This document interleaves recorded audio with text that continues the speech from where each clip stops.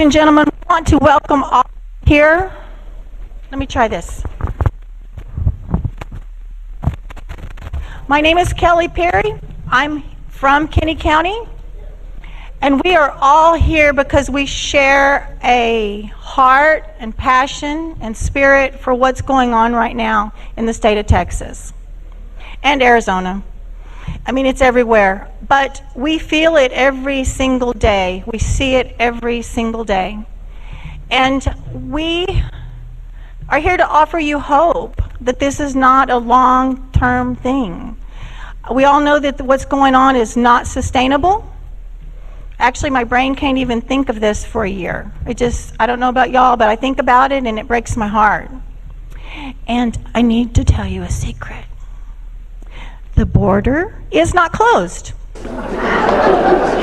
Now, the rest of the country thinks it's closed, and that's why we have thousands coming over every day. I'm not real sure where they get that. It just, they see pictures, and I think we make them up. But the truth is, it's not closed. So we're going to get started, and Judge Jahan, are you close to me? We're going to have our prayer, our pledges, and then we will get started. We will all stand, please. Welcome to Kinney County. Welcome to Brackettville, where I'm tickled to death to have each and every one of you here. We're going to say the Pledge of Allegiance to the United States flag, the Pledge of Allegiance to the state flag. So let's begin. I pledge allegiance to the flag of the United States of America and to the republic for which it stands, one nation, under God, indivisible, with liberty and justice for all. Amen. Now, Kelly's going to help us hold the stage.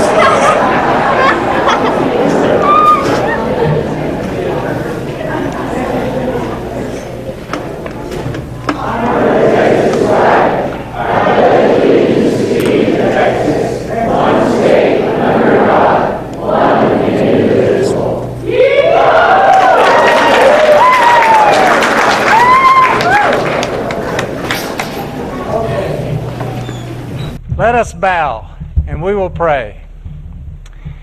Our gracious Father, Lord, we come before you today, grieved in heart over the divisions of our land. We grieve for every life lost to violence, regardless of color or creed. Father, we stand together in the powerful and mighty name of Jesus against every work of Satan that's intended to inflict injury and death on us and our protectors. May your power be, Father, may the power of Satan be thwarted in your mighty name, and may his plans be exposed by your light. Lord, we know that your word teaches us that there is neither Jew nor Greek, nor slave or free, nor male or female. All these superficial distinctions between us have been abolished by your work on the cross. By your grace and power, lead us into a new day of racial harmony in our land, a day in which your name is again lifted high in our nation, and the rule of law is honored by all.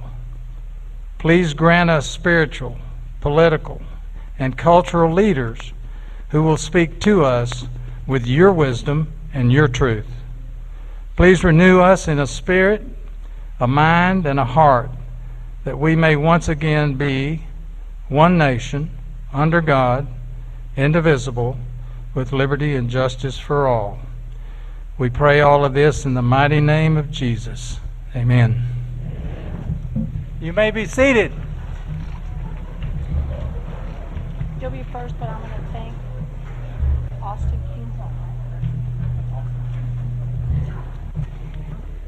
Before we go to our first speaker, I would like to let you know that Attorney General Ken Paxton sent us someone to spend the day with us. So here we have Austin Kinghorn. If you will thank him for coming out.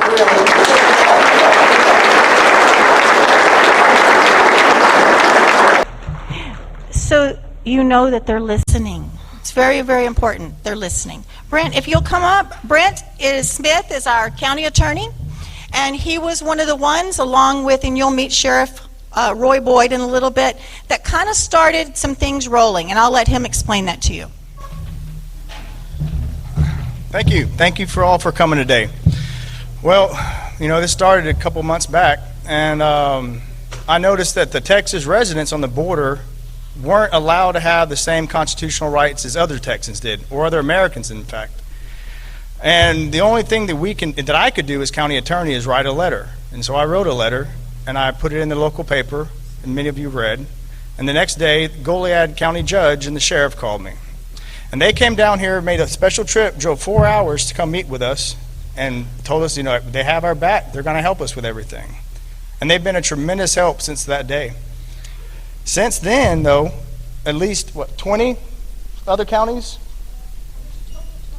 A total of 28 other counties have also declared a local state of disaster. And under Texas law, TDEM, the Texas Department of Energy, or Texas Emergency Management, is supposed to contact us, give us the resources we need to confront any disaster that we have declared.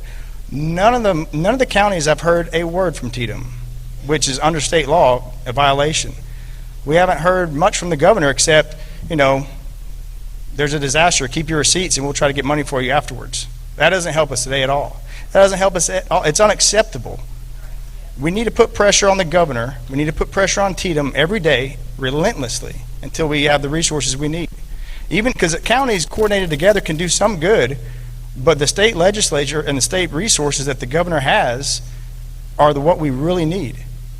And so I encourage everyone to call the governor, call TDEM, or call the governor. He can get a hold of TDEM, and that will let DPS regional commander come down here and provide us the resources we need. And we'll speak more about this with Sheriff Coe, and he'll give you more details on that. But I want to thank everyone for coming out here today, and hopefully we'll find a solution to this. But this is where it starts at. This is how we find solutions to our problems. Thank you.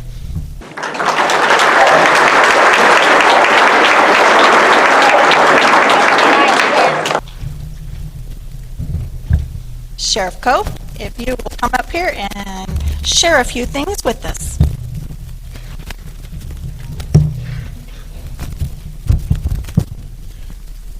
Good afternoon. Are we on? Okay. I want to thank y'all for coming out on a Saturday. I know y'all got better things to do than sitting here and listen to me. Like our young county attorney said, he was thinking about it, ended up writing a letter, and we got a response. Since then, we've written several letters. I sent one to the governor the other day. I kind of asking, but more demanding, that the National Guard be sent to Kinney County to help with what's going on, and I have yet to hear anything. So that kind of tells us we're on our own. So, working with the county attorney, the county judge, several other sheriffs, I am going to start here locally. If we catch them, we're going to start prosecuting these people that are trespassing on y'all's property.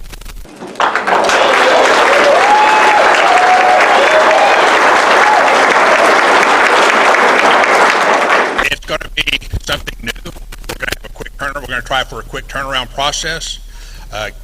Get them in, book them, magistrate them, take them to court, hopefully within 24 to 48 hours. They may be released after time served, but it will give them a criminal record. So if they ever try to apply for something later on in their life, that will flag them.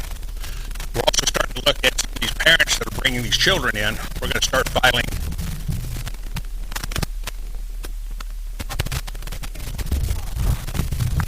How about now? Wrong.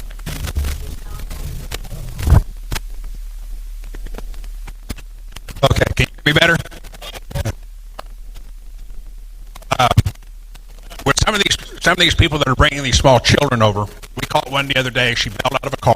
She took her set.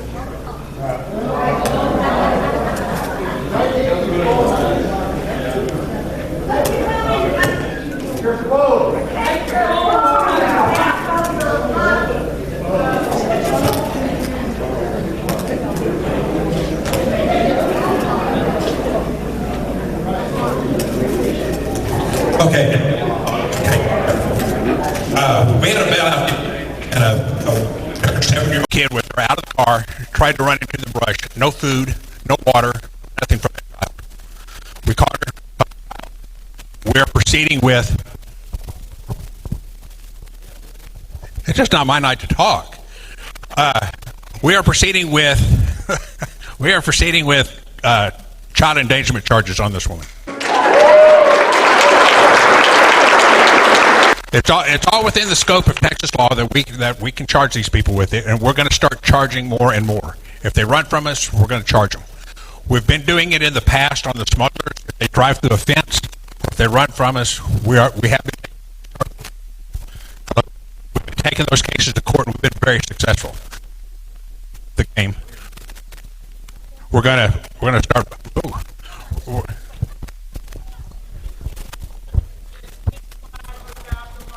He's going to still hold those suckers accountable is what he's trying to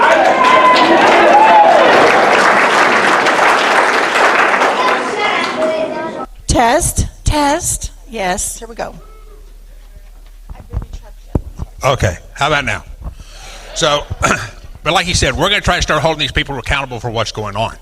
Now, am I against immigration? No, I'm not. I am for legal immigration. My in-laws are legal immigrants. So that is what we're here for, and we're all for that. It's this illegal stuff that's going on. And the cartels are taking advantage of it. They're taking advantage of the people. They're putting people at risk. I would say in the past 18 months, we've had 2 pursuits that ended in rollovers, killing a total of 3 people. There was the one in Valverde County that killed 8 people. They don't care.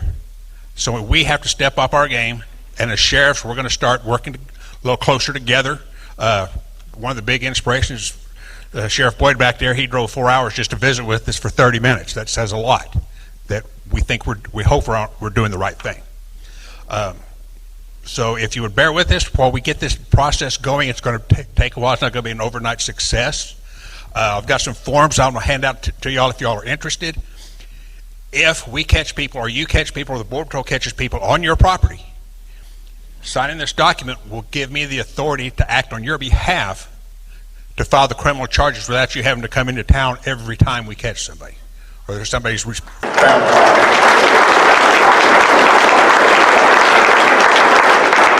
So we're going to keep moving forward on this, and as I said in the last time we had a gathering, our Constitution, the Texas Sheriff is your last line of defense to protect your Constitution.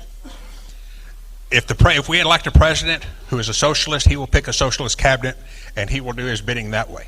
If we elect a governor that is a socialist, and he will pick his socialist agenda, and the people have to work for him. I work for y'all. Y'all elected me, you put me in this position. It's my duty to protect your constitutional rights no matter what. And that's what we're going to do.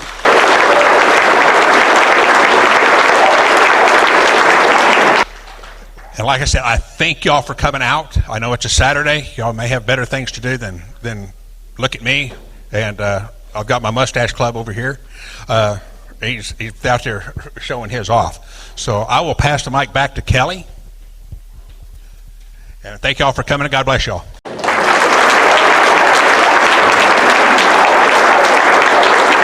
So earlier today, we had a law enforcement conference. And so I told them that they were all our heroes. But all of you, no matter where you are in this state, you heard about the bill in the House that somebody wanted to finish the wall, right? They wanted Texas to help finish the wall. Everything's already been paid for. They're just not finishing it. Well, we have Texas State Representative Bryan Slaton here. And he was the author of House Bill 2862, the Border Security Enhancement Fund, and other border security legislation. But what you got to know is he's from Senate District 2, which is East Texas. So welcome, Bryan Slaton.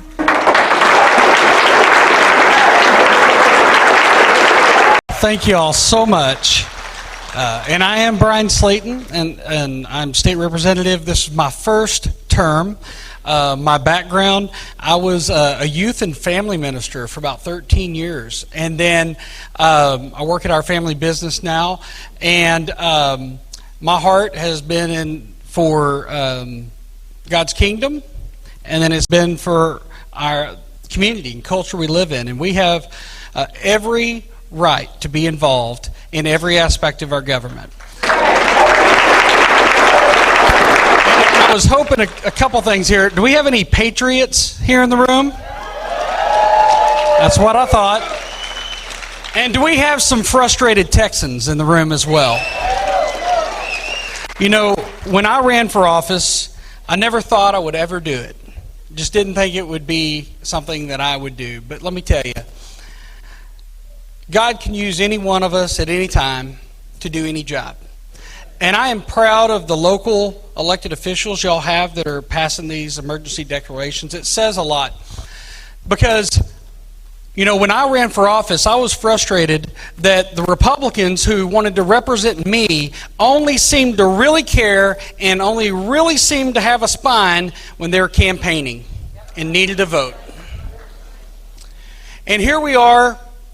We have a horrible situation on our hands. And you know, and I just want to tell you, I know as you stand up and you're frustrated, you're angry, and you're disgusted at some of the things that are going on, what's happening to human lives, people want to try to blame you. And you know what? Well, I haven't figured out in this whole thing is, how come no one blames the governments these people come from? What about the churches from the country they come from? For some reason, it's only our job to take care of everyone, and I don't understand that. And let me just tell you real quick, if you didn't know, and some of you had heard, but yes, I filed the bill to finish. And my phone is there. Oh, I don't know. We'll see if it stops. But okay, so everybody got me? No. But I filed that bill. And, you know, we've had lots of presidents, doesn't matter the party, talk about the border situation. But we had one president campaign on wanting to build the wall. And I felt like it was appropriate to name it after him also to help with just getting the word out. But on our bill, we said only Texas companies could build the wall. Only Texas companies that used E-Verify. And then people said, well, Bryan, how could you do that? How could you ask the federal government to pay for the wall when it's not the Texas job to build it? Can y'all hear me? Yeah. Let me make that work. Yeah. So, if they're not going to do their job, it's Texans' job to do their job.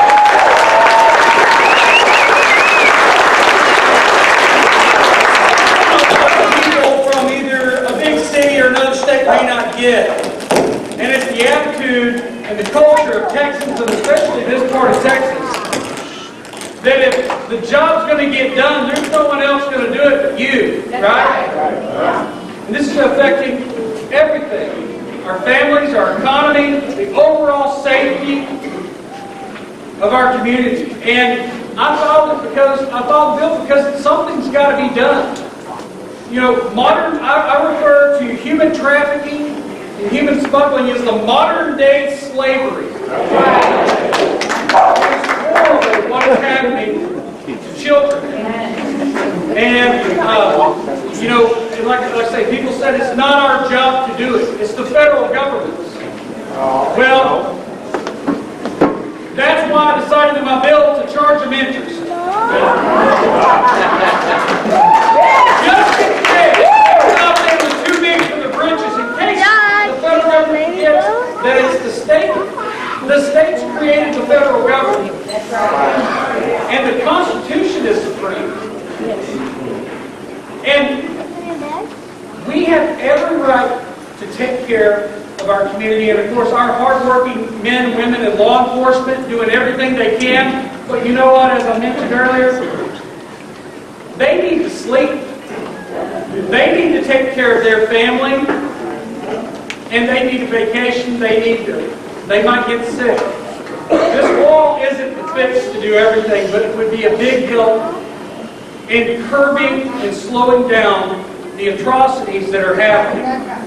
And so I just want to tell you once again how proud I am to be here. I want you to know that though there are a lot of deaf ears in Austin, I'm listening, I'm fighting, we need more. And I want to encourage every one of you, if your elected officials are not going to stand up and fight for what's right, maybe God is paving the way for you to step in and for you to do it. That's right.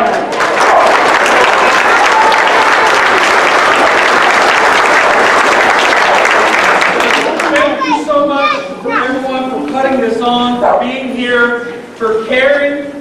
You care about your community, you care about your property, you care about the people that are being forced across. And I'm just so proud you're here, and I hope that with this, and as you reach out and talk to others, and some of the people I've met being down here, we can encourage the governor to place border security on a special session agenda. The Republicans have chosen to not even have a committee hearing on building the wall. But what I don't understand is we're not asking them to do something they don't like. We're not asking them to eat their vegetables. They all campaign on securing the border. We're asking you to do what you say you believe in. This is not a difficult ask. So where we're at this legislative session, we're not going to get anything done, and I'm sorry to tell you that, on border security. We're not. Our hope right now is to build momentum and just information, build knowledge, and build support so that the governor will place this item on a special session. Otherwise, we're going to have to wait for the next legislative session. And y'all know how bad it's going to be in the next few months as people are crossing through the hot summer months. And the same thing's going to happen next summer. And only then. You know, we have to act with some urgency. That's why you took time out of your Saturday to come here. And our elected officials need to have the same urgency. And thank you so much. I'm proud to be here. And we're going to keep fighting.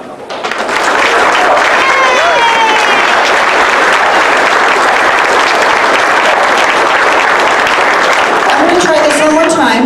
And any of y'all that have equipment, if you have a microphone that has a cord on it and a bag, I would love to have it. That would take care of this. How many of you drove 3 hours to get here?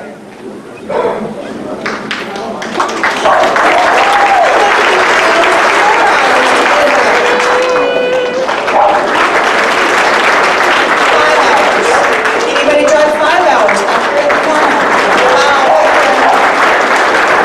Anybody better than that? I was just saying, you're nuts. This is a long way. Thank you so much, everyone, for coming. Katie Hobbs is next, and she became a celebrity over the last few weeks. Yes, she did. She is a rancher, and if you saw any video on 5 Little Girls, that came from Katie, and she's going to share that story with you, and it's very sad, and for people that tell me this isn't going on, I just want to bop them in the head. Anyway, Katie, you're next, and this is fine. I guess you don't have your cell phone on you, right? I don't want to go. Thank you, and good afternoon. Welcome to everyone. My name is Katie Hobbs. I'm married to Jimmy Hobbs. We farmed in this border region for around 30 years. My husband was born and raised here. In the years that we've lived on the border, we've witnessed personally many tragic events, but none as devious and dangerous and tragic as the one that we saw on Mother's Day. We've seen many adults come through our farm in the past, but the difference now is the most vulnerable are coming through now. In the old days, it was grown men, grown women, people who could take care of themselves. Not pregnant women, not young women, not babies, young children of all ages coming through. That's the big difference about what we're seeing. And we're also seeing a huge number, unlike we've ever seen before in our lives. Through this whole thing, I myself have fought back the tears, as life down here has taught me to do. It's a rough life, but you learn to love it and you learn to live it. Some of the reporters had asked me, how do you stand it here? I said, look at this. I said, it's a beautiful place. We love it here. It's our life. We've spent our whole lives here, and this is our place, our home. But like Brent said, the trespassing, we continue to have to put up with that, the theft, the destruction, and so on. Somehow, I think media attention, and we're grateful for that. Keep in mind, we keep to ourselves. We want our lives unhindered. However, this incident rose above that, and we both agree to air this. Jimmy said, just get it out there, put it out everywhere. What I did. We felt that it was newsworthy to say the least, divine intervention at the best. Perhaps the untruth and lies about the border being secure and closed would resonate as the absolute falsehood that it is, that the populace would be moved to action to help us stop this. We didn't even consider the fact that these videos would go viral. We were convicted to do the right thing, the righteous thing. We didn't think twice about it. There's no doubt in my mind that divine appointment was at work here. My husband had second thoughts and hesitated about even going to that field on the river. It was in the morning at 8:30 on Mother's Day, and only a few hands were working that day to be checked on. But something in him said go, and he did. What he found was a huddled mass of bewildered, frightened, weeping children on a dirty blanket by a dirt pile with a naked infant crawling through the dirt. There was another one that was still in diapers, and I don't believe the other three were much over 4 or 5 years old. He immediately sent me a picture captioned with the words, "How can this be happening?" I was in the kitchen when I received this. I was just flabbergasted. I jumped in my mule and I headed down there as quick as I could. Now you're going to see the KINS 5 video, and then you're going to see the video that I made with the face of the children. I insisted the video be shown today without the blurred faces of these babies. I wanted the people here to see what I saw and continue to see in my mind daily. And will remember every Mother's Day for the rest of my life. I will not watch all the news coverage. I didn't. I only watched Hannity and Sarah Carter. I just couldn't keep reliving it. My deepest desire is for this video and these pictures to make a difference to the point of stopping this. As I've stated many times, this will be a long, hot, deadly summer if it isn't stopped. Not just here, but across this entire border region. That is why we're here today. Each and every one of us can make a difference.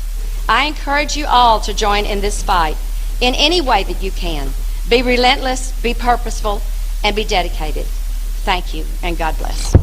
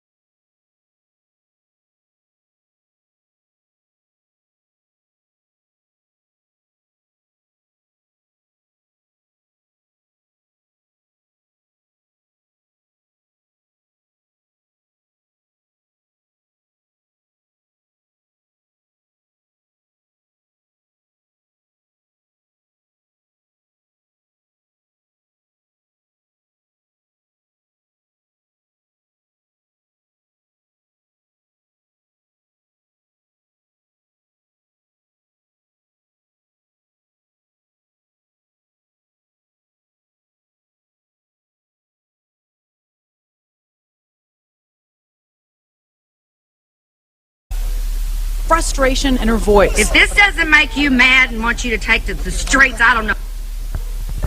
A shocking discovery for an area couple. 5 unaccompanied migrant children abandoned on their property. They found the children over the weekend at a ranch off Highway 277 between Eagle Pass and Del Rio.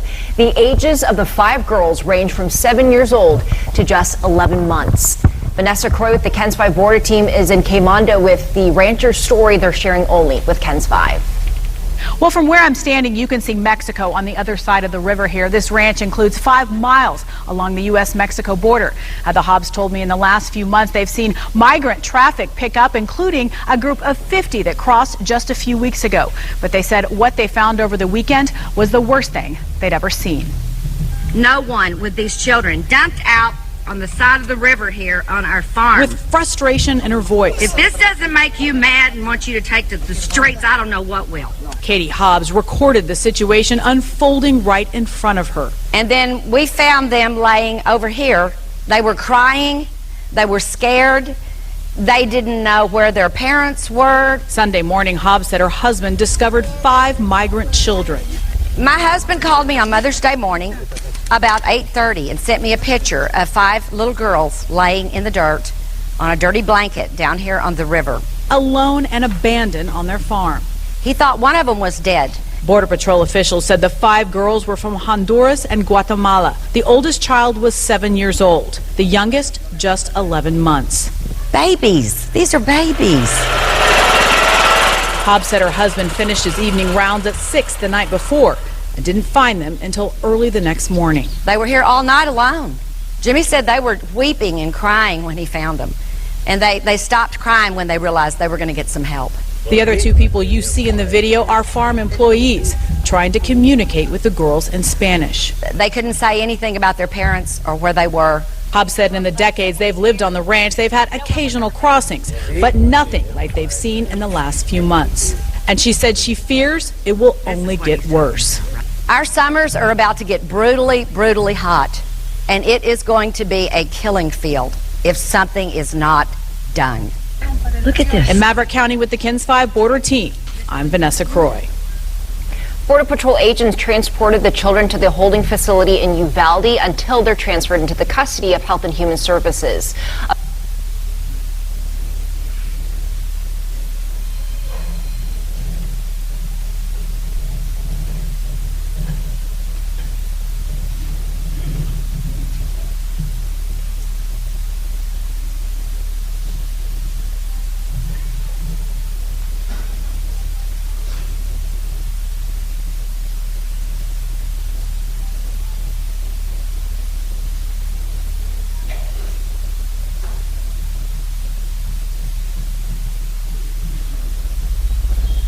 This is where these children were brought across and dumped here alone.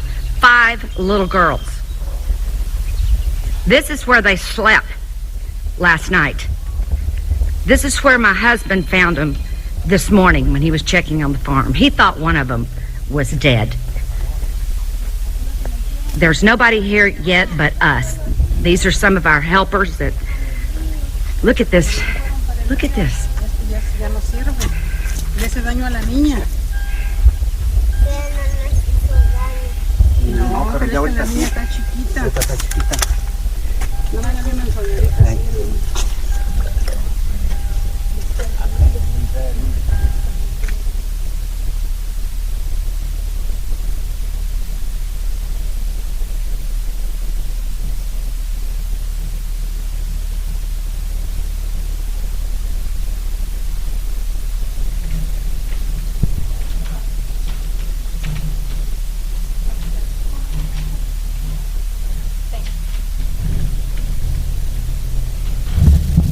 I'm told not to touch this.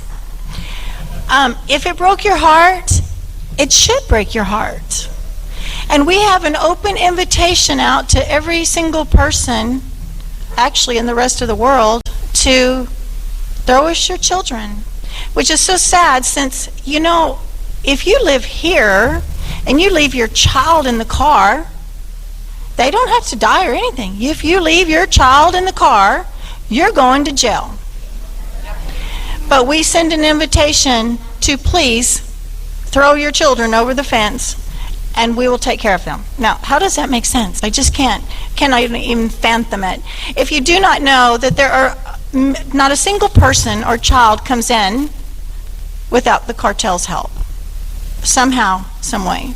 And in the last administration, they had to go through a lot of good tape. We won't call it red tape, but they had to go through a lot for somebody to pick them up. Now they don't. They just have a phone number on them. anybody picks them up.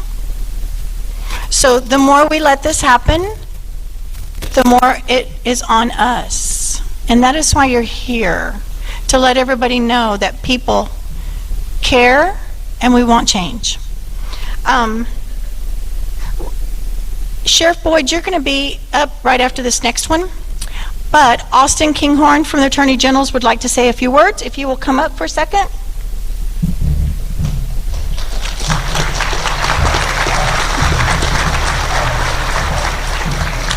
Thank you. My name is Austin Kinghorn. I'm the General Counsel of the Attorney General's Office.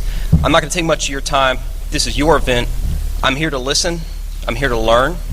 But I do have a message from General Paxton. I know that many of you, maybe everyone in this room, feels abandoned.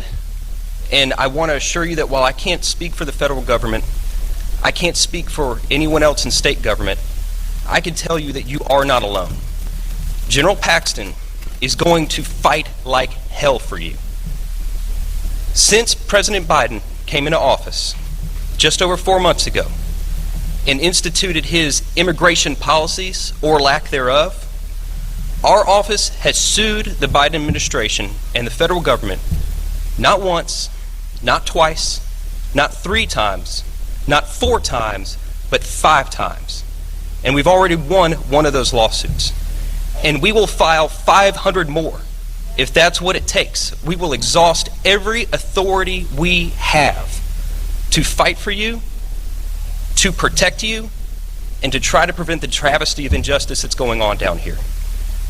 We're just one office, but I want you to know this is our top priority. It's not lip service. Last month, General Paxton went on a 3-day trip to the border around McAllen. It wasn't a photo op. We were there for 3 days. We got the behind-the-scenes tour. We're going back on the road this upcoming week, and we're going to do it again in the Laredo area. This is our top priority. We will fight for you if no one else will. That's a promise, and I just want you to know that our office is here to assist you in any way that we can. Thank you for being here, and we appreciate every one of you.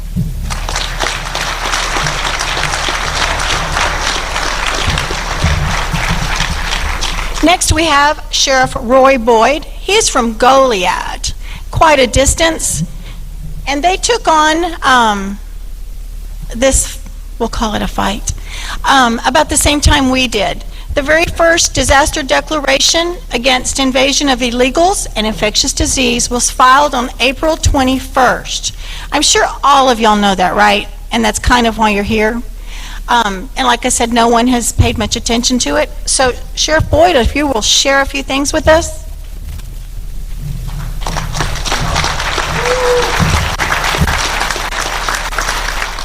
Thank all of you for being here today. Really appreciate you coming. I want to go back to that video you shared, ma'am. I work close with partners in Homeland Security and Border Patrol. And you see those little girls there. What I'm going to tell you is something that's probably even worse. Is a simple fact that Homeland Security and Border Patrol are encountering the same kids being smuggled over the border over and over. So these little girls may get picked up by Border Patrol. They may get handed out to somebody who has a number. But what's happening sometimes is those children are then smuggled back into Mexico and being handed to other adults to get them in the country again. These children are being cycled through like this over and over again, just as tools for the evil trade of drug and human trafficking. They get utilized over and over. Can you imagine being a 6-year-old little girl and you get smuggled across the border with some stranger multiple times? This is absolutely disgusting. A shocking discovery for an area couple. 5 unaccompanied migrant children abandoned on their property. They found the children over the weekend at a ranch off It's Highway not the first 277 time I've been preempted. It's Eagle okay. Pass.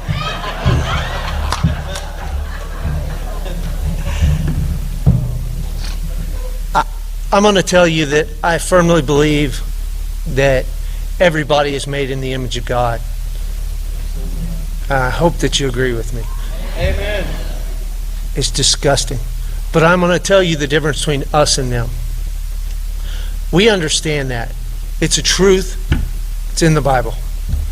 Marxism is based off Darwinism. In Darwinism, you are nothing but another animal, and there is no consequences for what happens to you. And that's what we're facing. We're facing a Marxist invasion. We're facing a Marxist revolution. It's based off Darwinism. It says that you have no value as a human being. You only have the value that the state says you have. And I don't mean like the state of Texas, but the government in general. It's disgusting, and we can't let it continue. I'm with Sheriff Coe. I filed all the state charges on individuals that we catch coming through our county as a deterrent to try to keep them from coming through the county.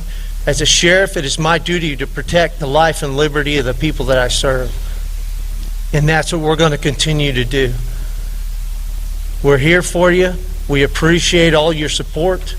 We're going to continue to do what we can. My hat's off to Kinney County.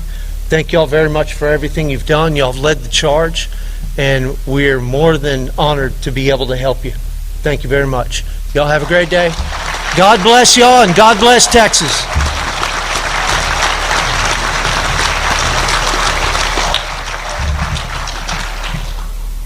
So a lot of people could be interviewed and they choose not to. The truth is these people, there's others up here, have been interviewed over and over and over. And it was probably real exciting when they started. But about 30 or 40 into it, it's not anymore. But they're still going, and they're here today. And people are asking for your stories too, because the rest of the United States still thinks nothing's going on. And only by them getting out there and just putting themselves out there to be heard over and over and over to tell their stories, will we get somewhere. So a lot of you are here because I said I need the numbers. I need to show that we all care, so please come. A lot of you are looking for something to do. You can help spread the word. I want to thank Texans for closing the border, which is also Citizens for Truth also. Am I correct? They're not. But if you will get on some of those sites, take those things and keep spreading them, especially to people up north. I'm sorry, but they just think we dropped off and we're in a world by ourselves right now. Though we do feel like we're living in a third world country. I won't disagree with you on that. So next we have Cole Hill. And he has been on the news quite a bit recently, and I think that you will enjoy hearing his story in person also. Cole?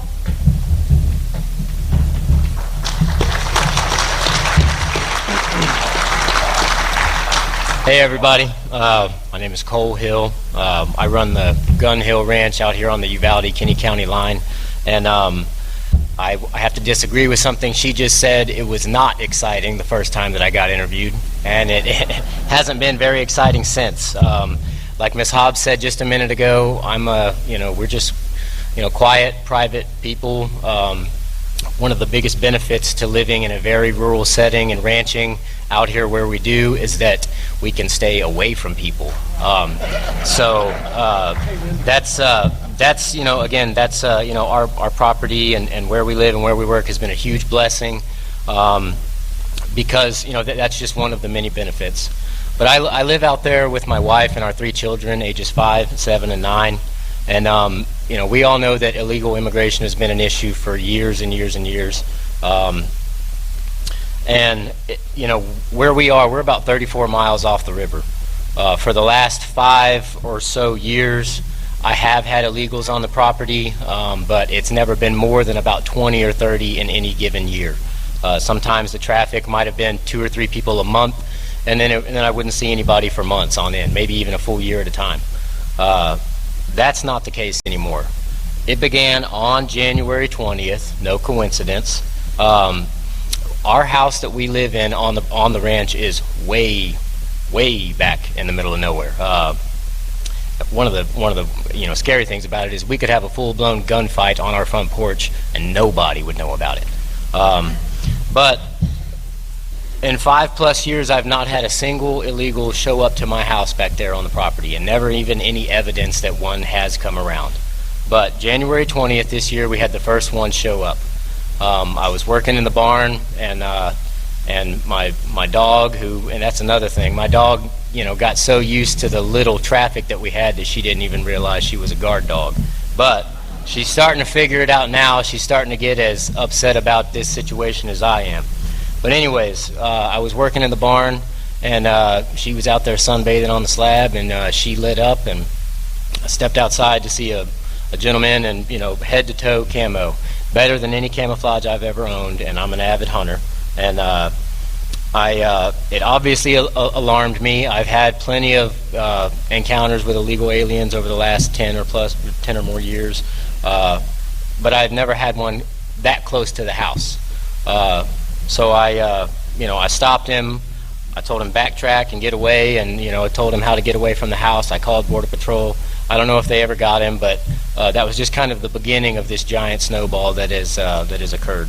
Fast forward 2 or 3 weeks, Valentine's Day this year, February 14th. It was a Sunday afternoon. It was the day before the big freeze that we all dealt with. I was out on the ranch with my 7-year-old boy. We were trying to gather up as much firewood as we could, knowing what was coming for the rest of the week, when I got the phone call that I've been dreading for a long time, and I've had plenty of nightmares about since then. I had my phone in the truck. I was out cutting some wood. My son comes, he goes and answers the phone, and he comes out and he says, "Hey, Mommy just called. She said there's a bunch of illegals at the house."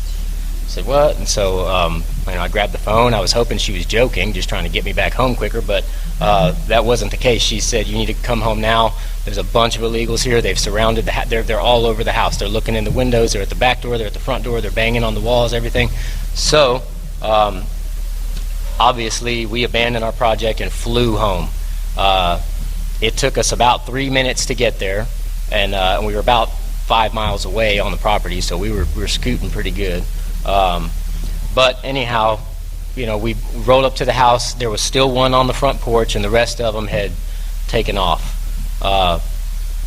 I made it pretty quickly to the individual on our front porch. I got him off the porch, and I promptly escorted him out of the yard, and demanded that he tell me where all of his friends are, and they need to show themselves and all of that.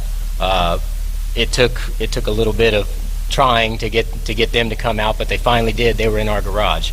They had when they heard me coming, they took off, went into the garage, told them, get out of here, and called Border Patrol.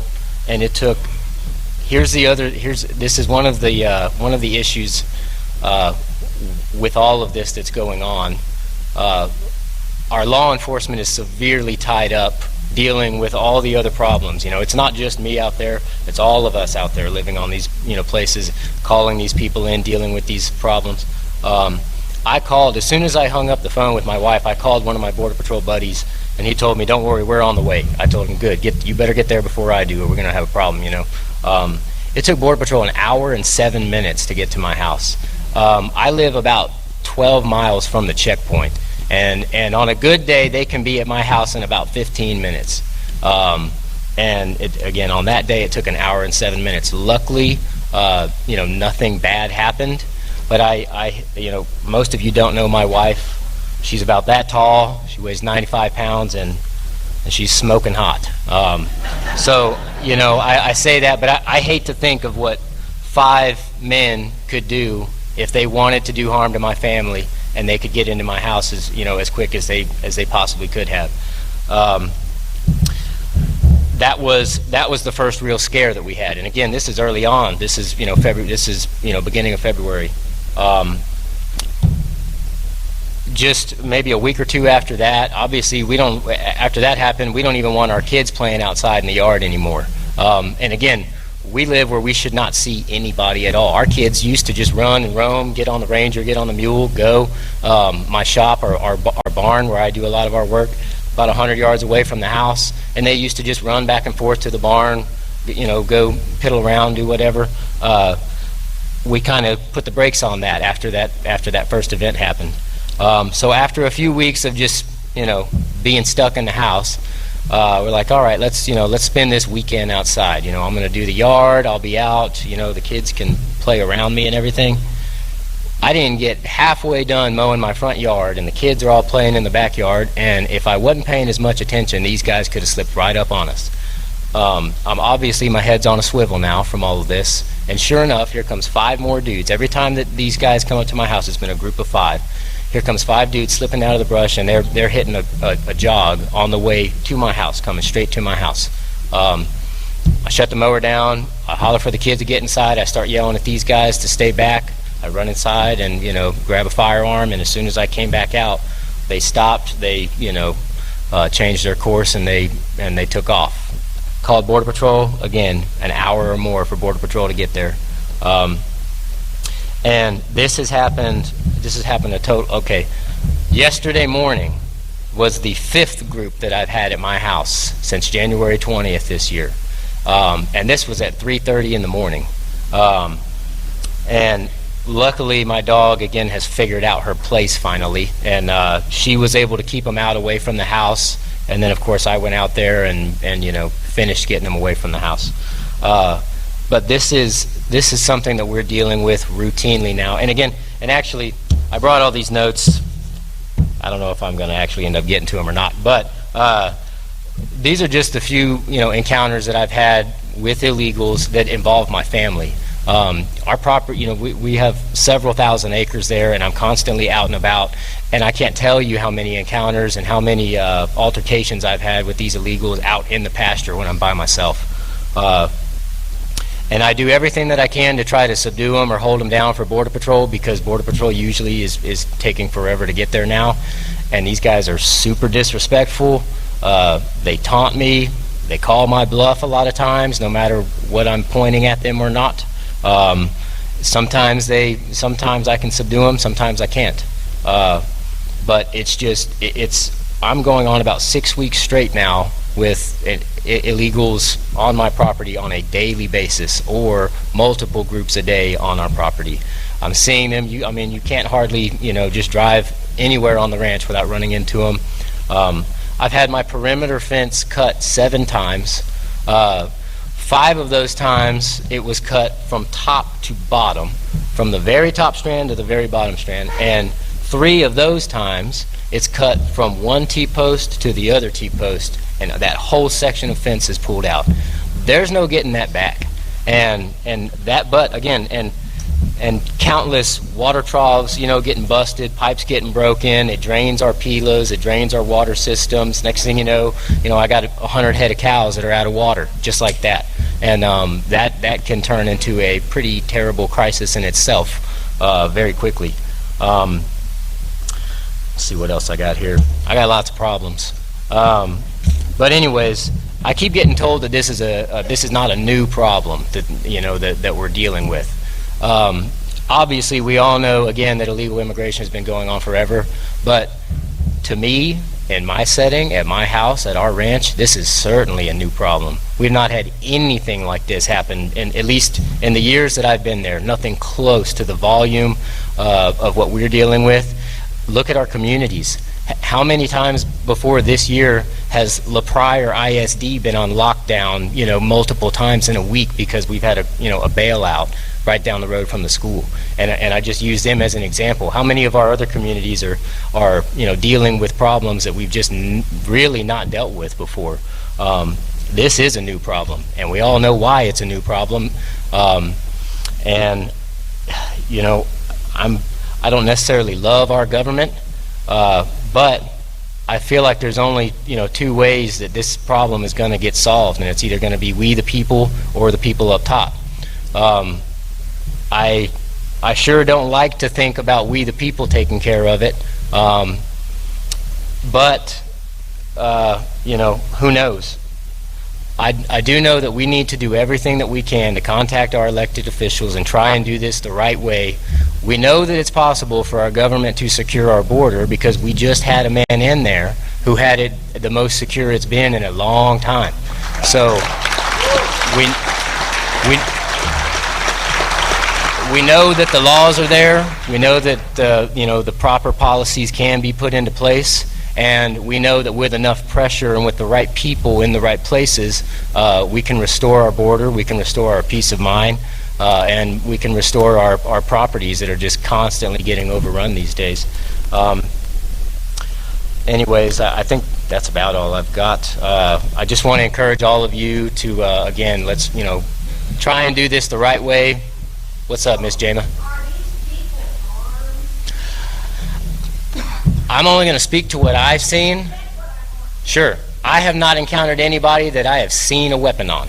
Now, everybody that I've encountered has got a pretty big backpack on their back, and I can't tell you what's in there except for the people that I've put on the ground and pulled their backpack off of them, and there ain't been no pistols in there yet either. But I don't know. I think it would be naive to think that they're not in some way, shape, or form. And here's the other thing.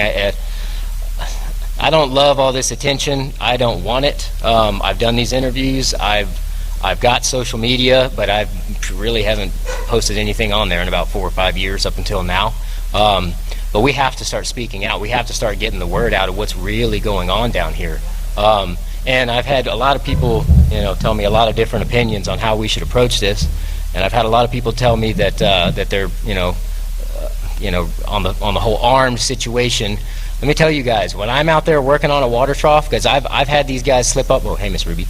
I've had people slip up on me, while I'm working, and it don't matter how much you're paying attention, they can be on you like that. I'm just as worried about somebody smashing me over the head with a rock as I am hitting me with a rifle. Matter of fact, I think there's plenty of rocks on my place, and I think every single one of the people that I've seen on my property has more access to that rock than they do a gun in their back pocket or whatever. It doesn't matter. If they want to do us harm, they will. And sure, there's probably some good apples in there as well, but I don't think the good apples are 35 miles off the river trying to evade every law enforcement they can as aggressively as they are. Myself, my wife, and my children, we pray for each other's safety, and we pray for all of y'all's safety, all of our neighbors, all of our law enforcement who are dealing with this. We pray for our elected officials, for Mr. Coe, for everybody down here that's doing everything that they can to put a stop to this. I'm sure that most of y'all are as well, but if you're not, I urge you to do that. And I urge you to just keep trying everything you can to contact the people who need to be contacted, to tell them that this is what we're dealing with, and it's got to stop. We know it can stop, and it has to. I say all of that selfishly because there's the whole other side of this equation, which is what Ms. Hobbs just showed us. There's no telling how many innocent children already have, are just going to continue to have unspeakable things done to them the longer this goes on. I have 3 children. I hope and I pray to God that I never find a child on my property. That would be, I don't know. It's hard enough for us to sleep as it is. There's a lot of innocent people who are dealing with things that they shouldn't have to be right now because of our new open borders. And so I guess our message should be that we just need to shut this down. Open borders are the worst thing to happen to us for both sides of the border. Anyways, thank you guys. Adios.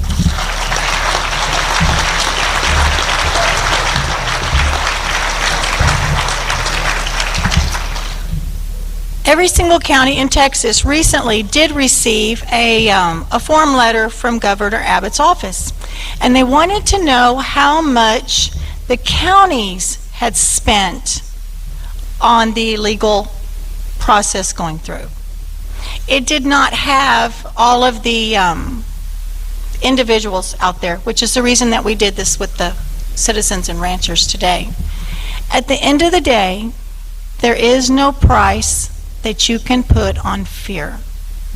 It just doesn't exist. And how long do you carry that fear? Forever? Till you move? There are people selling their ranches, their homes. People are not retiring here, they're going somewhere else. It has to stop, or Texas that we know will not be Texas. Next, I have George Rodriguez. Come on up, George. If you'll introduce yourself. Thank you. Folks, I want to talk to you as an American of Mexican descent. Now that's important. I'm not a Latino, no offense, because I'm not sure what a Latino is sometimes, whether it's a Cuban or a Puerto Rican or one of those folks crossing the river. I am an American, okay? My family has been here in Texas for generations, and they were angry with the mojados, Or as my grandmother used to call them los pinche mojados. And, you know, I like this.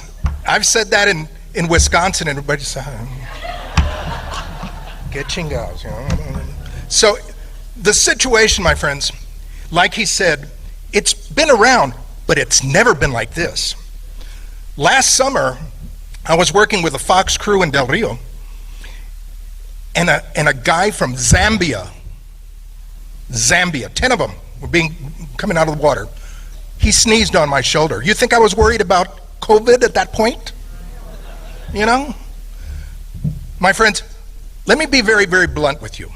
The headache that we've got right now is because historically we've put up with a tolerable sin, which was illegal immigration. They would come across and work, and many of them would go back, many of them would stay, you know. However, this is a different situation. We are excusing and rewarding bad behavior. And what happens when you excuse and reward bad behavior? Right? This situation with the little girls, we are rewarding the use of children. That was not happening before. You know why? Because Trump told them, you got to stay over there. Doesn't matter what you do. But when we were doing that, the Democrats, excuse me, I don't know if there's any here, but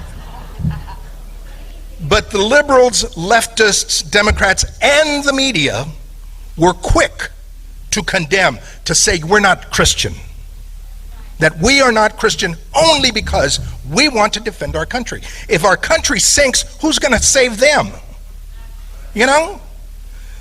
Isn't it enough, my friends, that we give them foreign aid, that now we've got to house, educate, give them health, accept all of them without any kind of screening?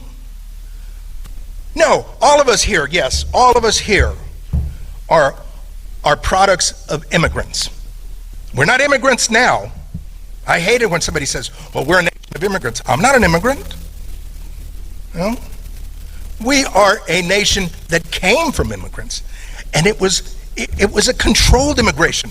One of my favorite scenes in The Godfather 2 is when little Vito Corleone is coming through, and they stop him because he's sick, and they don't let him go in. He's a kid.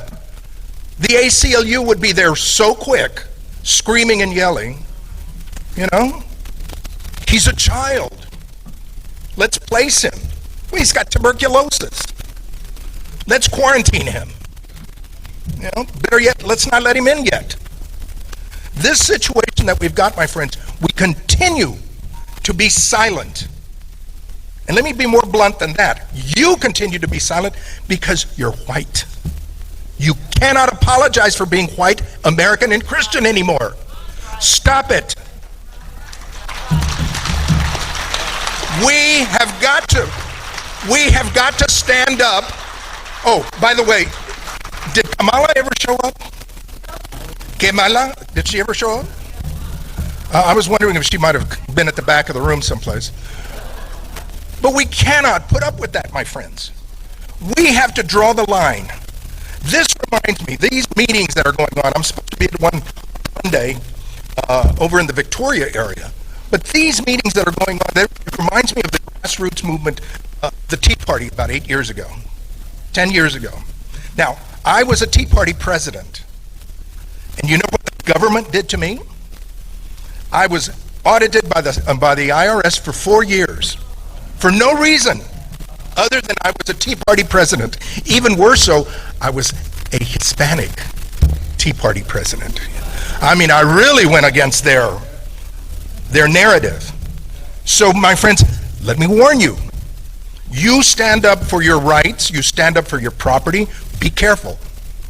Because I know for a fact that the American Civil Liberties Union, that the Southern Poverty Leadership Conference and the Southern Poverty Law Center are looking to provoke, looking to find victims of white supremacy that are stopping the poor immigrants. Okay? We've got to be careful. We've got to be careful how we do it, but we've got to do it. Because I guarantee, my friends, that Washington's not going to do it for us. And I hate to say it, with all due respect to representatives of the congressman and the attorney general, and I don't know if anybody from the governor showed up.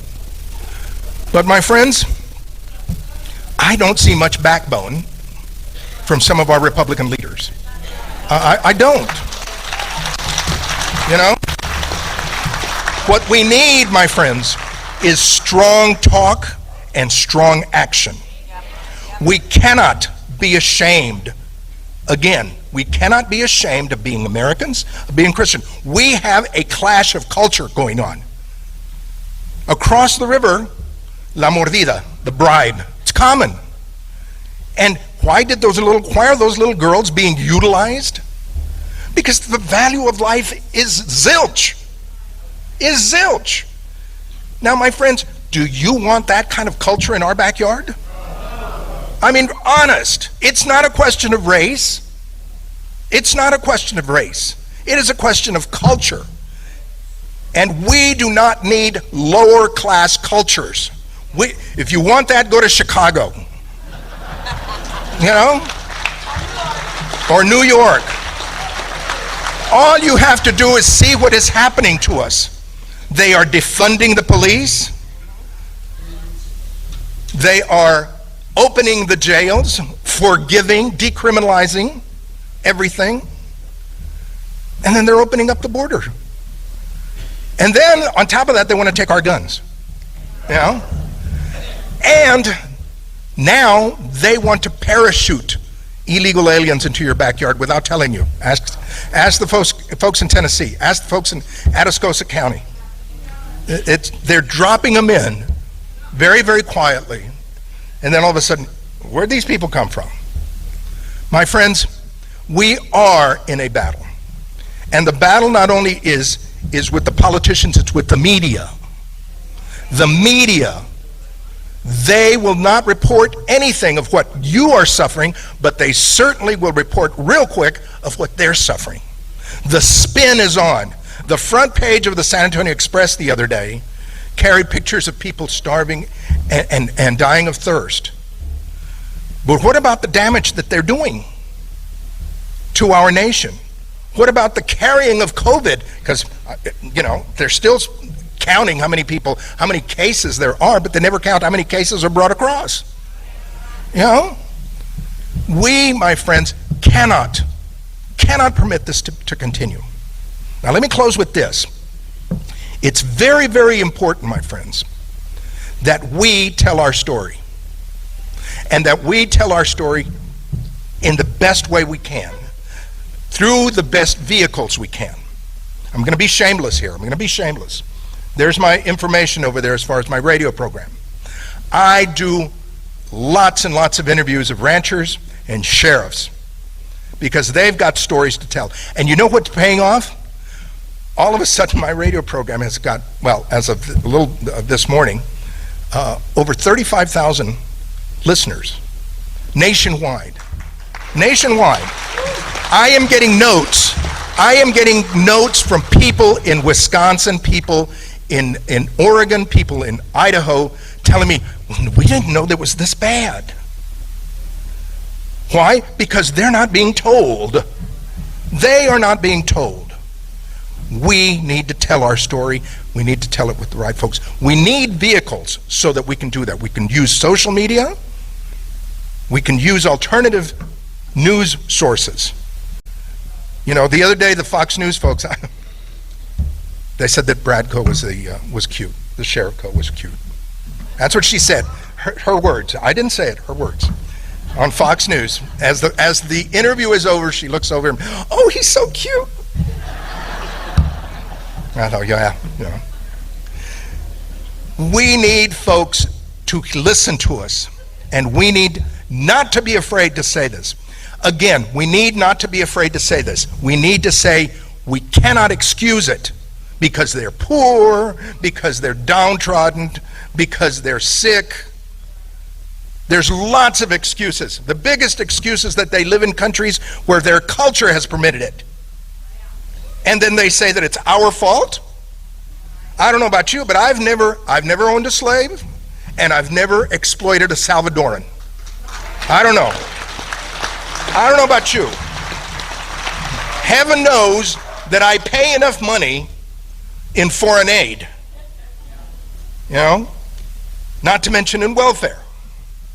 So, hey, how about we do this? How about we take care of them over there instead of over here? How about that? How about that we utilize all the abilities that we've got, all the resources that we have to protect our border, to protect our citizens? What's the point of being a legal, lawful citizen if an illegal alien, yes, I'll use that phrase, if an illegal alien has the same rights, benefits, and privileges? What's the point? My friends, I served in the Reagan administration. I fought in 1984-85 against the 1986 amnesty, which everybody said was going to be the last one and which was going to help Hispanics become Republicans. The biggest one that was yelling that was Senator Pete Wilson from California, screaming and yelling, we have to do it because all of those Hispanics in California are going to become Republicans. How did that work out? How did that work out? My friends, respect the law. We must tell the world to respect us. We cannot be the world's orphanage. We cannot be the world's orphanage, and we certainly cannot be the world's poorhouse. We can't. We can help them in their homeland, but we need to maintain our culture, our standard of living, our respect for the law. We are all Americans, whether we're Americans of Danish background, of Danish descent, of German descent, of Mexican descent. We are all Americans primero. First. Once again, my friends, I thank Kelly for putting this together. I thank her for the opportunity, giving me the opportunity to speak.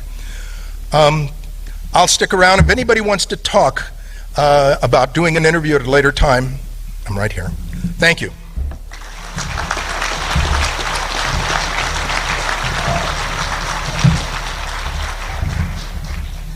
And thanks to you all for helping get word out all over Texas about this event. I really appreciate it.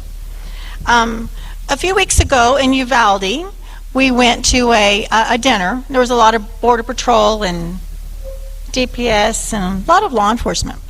And I had the opportunity to watch, I didn't know him, Mike Miller. And he's your next speaker. And we've given him a little bit extra time because he has so much energy and so much to say that it's very hard to put him in 10 minutes. But you will really enjoy what he has to say. Mike, come on up. Thank you. Come on, come in. How's everybody doing? Before I get started, I want you guys to know I'm not doing this for fame. I'm not doing this to gain followers and likes. And before I even talk about myself, I want to talk about people I'm surrounded with. Can Latinos for Trump that are in here, can you guys please stand up? Go ahead. Each and every one of these people. I'm going to point over there to Misty Rhodes and David. Can you guys raise your hands? Misty, David, raise your hands.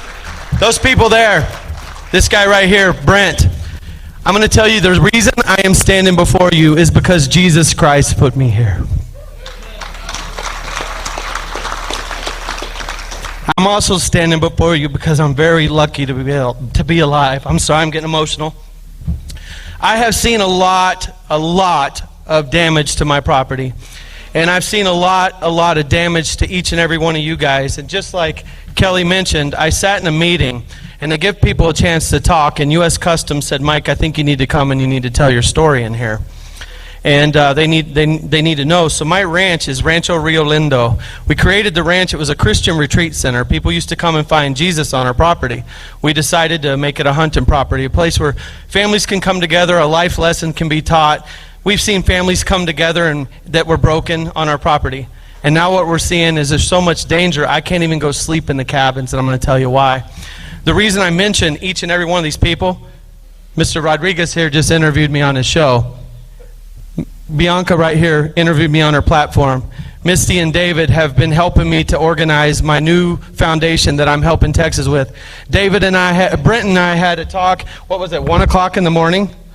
So for folks who are following Warriors for Ranchers, I'm only living on a few hours of sleep because I care about Texas, I care about you, I care about every farmer and rancher sitting out here. How many of you guys are farmers? Raise your hand. How many of you guys are ranchers? Raise your hand. How many of you are law enforcement that fight for this state? Raise your hand. Well, I'm going to tell you, Sheriff Roy, Sheriff Coe, the gentleman that's standing up that's fighting for Texas, those are the guys that are motivating me to stand here and tell my story.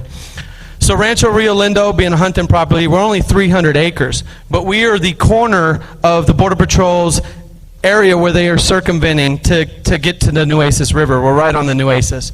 So for my first experience of looking out there, it's about 2 o'clock in the morning. I had thermal. I'm trying to get a big fat pig so we can have dinner at the place. And instead I see 2 flashlights climbing over my property. Much like his story, these guys can get away. You know, so in the middle of the night, Border Patrol comes and they said, "Are you pranking us?" And I'm like, "No, I'm not pranking you. I saw these guys, but they're dressed in solid black, they're wearing carpet shoes, and they're sneaking on the property." But our Border Patrol agents are smart, so they did a stakeout, and they actually caught the guys climbing the fence the next morning. So hands up to those guys for doing that.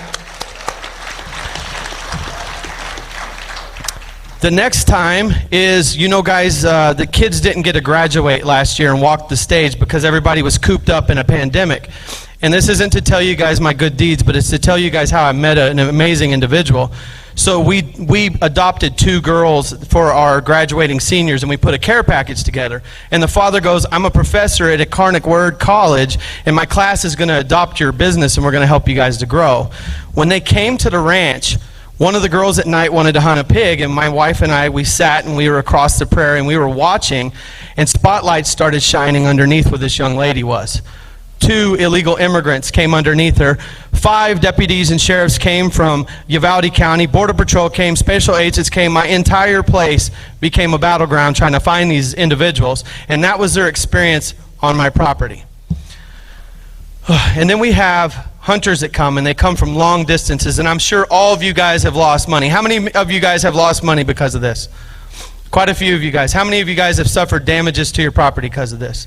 Quite a few guys. If you have suffered damage, before I leave this place, come talk to me. I'm going to help you find an avenue to get your properties taken care of. Now, I took an animal to Uvalde Meat Process, and I love those guys. If you guys have animals you need to take, that's a plug for them. Uvalde Meat's a family business. But when I came back, what I saw was different. I had family in a cabin, and I had a guy trying to get into the cabins, and the first thing you think of as a person is I have to protect my family. My wife and daughter were literally in there screaming. So I stepped back, and my humanitarian side said, well, if I do anything right now, these guys have more rights than we do. And so I had to step back. I'm bigger than the guy. So I looked at him, and there's a language barrier because I don't know his language, and he looked at me and said, agua. And so I intimidated him to the point where he was so thirsty he needed water right away. He didn't think about me beating his face in. So then I said, okay, well, Border Patrol told me one time if I caught him on my property to have a party and they'll come pick him up. So I had him sit down, eat, and then he said electrical. He wanted to charge his phone. And his arm was bleeding because these guys run through everything to get through your property. So while I was charging his phone, there was a map there, and that's to where his coyote was going to pick him up. So when Border Patrol came, not only did they arrest the guy for coming on my property, I patted him down to make sure the rest of my guests were safe. We had 2 loaded 308s on the table. He could have slaughtered my family. So they arrested the guy, and I had them translate. You came to America, you did it illegally, you're being arrested because you trespassed the property, and you intimidated my family. I go, next time do it legally. America's a great place. This is what he should have done. He recited back to me through the officer, and he said, I'm sorry, this will never happen again.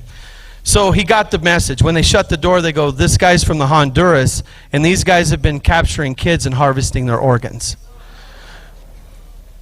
This stuff's happening in America, folks. So I want each and every one of you guys to know, it's not that I don't care about the illegal immigrants or immigrants crossing our properties. They need to do it legally. They need to follow immigration laws, and they need to come across, and they shouldn't have to play hide and seek to get here because they're getting hurt too. How many of you guys have found a dead body on your property? We got a dead body back there? That's not cool. And the thing is, they're taking pseudoephedrine and they're trying to get through their fast, and they're not hydrating their bodies, and they're dying because they're doing that. That's another instance. My brother came on the property because this was a scary situation, because we had people come onto the property. When he was there, warning shots were fired at us by a drug cartel. So somebody asked, are they armed? Absolutely, because my next story is going to tell you why I'm lucky to be here. So they come onto the property, they're circumventing, they wanted to let us know we need to stay the hell out of their business, right? So my brother came on, Border Patrol came, the folks from the PAC and Agent Toro, if you guys know who he is. I'm 5 minutes from there, so for this gentleman it's an hour. They're really quick to get to my place. We had 2 that we saw in a drainage ditch. They caught 60 when they brought the helicopters over. 60 people. So if you've never driven a truck over a stock pond and seen a helicopter fly right over, that'll make your butthole perk, or how we say that in Texas. It's pretty scary. These aren't things that we should be worried about. You guys shouldn't be scared to sleep in your beds. This isn't what we should be worrying about. The next story is the one that scared me the most. I've got a 6-seater buggy, much like most of you. I throw it, and if I'm losing my microphone, there it is, cottonseed and hay in it. And so I'm driving about 30 miles an hour with a fully automatic weapon. 3 shots were fired towards me as I'm just trying to put my hay and cottonseed out. I ride the fence line. My thought process is this, is when you're hunting ducks, you have to lead the duck, right? I think he aimed straight, and we took the doors off the back of our buggy, and the open spot in the back is where I think they went through, because he's very close to where I was. So this point, I have not been back to my ranch. The friends and family that we partner with are now got the property up for sale, and most of all my neighbors have put their property up for sale because of this. We've lost a business. We've lost a place where families get together and enjoy. But I want to tell you the real reason I'm here. When I stood up in Uvalde, when I met Kelly Perry, I looked around and I saw these eyes, all of them. And I know you guys are hurting. And right now there's no crisis relief here in Texas. And I'm proud to say this. I formed Warriors for Ranchers. We've grown to over 4,000 people, and they're all warriors helping to fight for you guys.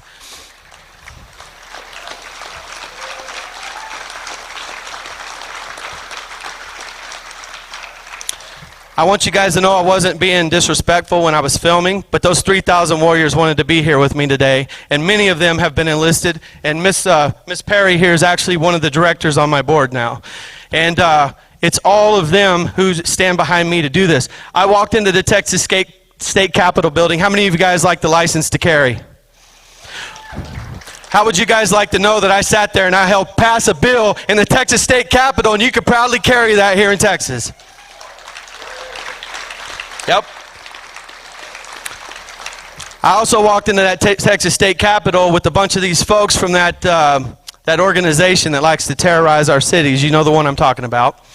And they like to do it and walk away from it. How would you guys like to know that I sat and helped pass a bill that if they bust your buildings down and they tear up your property, that restitution is going to be paid, and that's all part of the people that unanimously voted that's going to be passed here in Texas, and that's made it from the House headed to the Senate. And I'm just a dad. I'm just a dad. I'm just a husband. I'm just a person. But I want to put that power behind you guys. God said, I gave you a mouth, Mike. Use it. Well, I like using it. But here's the thing. I want to get this story out. If you don't have the guts to get your story out, you tell me and I'll get your story out. But it's folks like George here that has the heart to say, hey, I want you to come on your show, but Mike, you only got 15 minutes, so kind of let's put this together. We literally had to pre-set it together. My average interview is an hour and a half. So you guys have probably heard of the big orange man with mean tweets. My voice made it to him.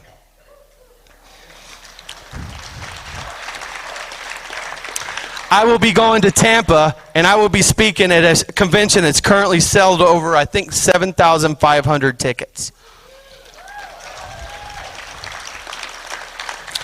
I'm not going to let the state of Texas get ruined.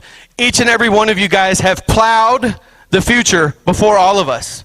And I want each and every one of you to know that I have a form on my site that's going around. The governor wants to know how much this has impacted everyone. He's actually kind of just asking everybody, well, how do you think Biden's handling this thing? Well, I don't think he's handling it all, and I think Mr. Abbott needs to actually come down and he needs to see for himself and talk to the people, and he needs to be doing what you guys voted him in for. And I'm sorry, but I'm saying it. He has the power to shut these border walls. Now, I'm not telling you guys I don't like the guy, but he has responsibility that he could be upholding. But it's gentlemen like this that's drafting the letter, that's making things done. Can we give Brent another hand? I love you, buddy. It's folks like that who are making a difference in Texas. It's folks like this that's making, and this gentleman, he doesn't like getting up here and talking to people. I've talked to people my whole life, and I was actually a little motor mouth when I was a kid, but now I have a point behind it, and that's because Jesus Christ founded our nation, and Jesus Christ is going to win it back. You need to tell your churches, your ministers, if you have a lukewarm minister in your church that's afraid to talk about these things, then you tell your minister in your church, we need to be praying for the people because Jesus cares about them people. That's why we go to church. That is why we go to church, folks. We need revival. We are seeing it right here. Have you guys ever heard the story when you have a bunch of ants chasing the grasshoppers? You know that little kids show, the ants? It's like a Disney film. And in that story, these big grasshoppers, they were dominating all these little ants, and they knew if all the ants came together, they were going to lose. Well, guess what? We're cowboys. We're not ants. Each and every single one of you guys may not have a cowboy hat, but you live in the most southern land, a big land. In us Texas, we love each other. And I want to tell each and every one of you guys, I love who you are. I do. And I'm sorry this is happening in our state. But if Mike Miller has anything to say about it, we're going to put an end to it. And these kind of folks that are standing around us, and you sitting in your chairs, we're going to do it. We're going to be the ones to get it done.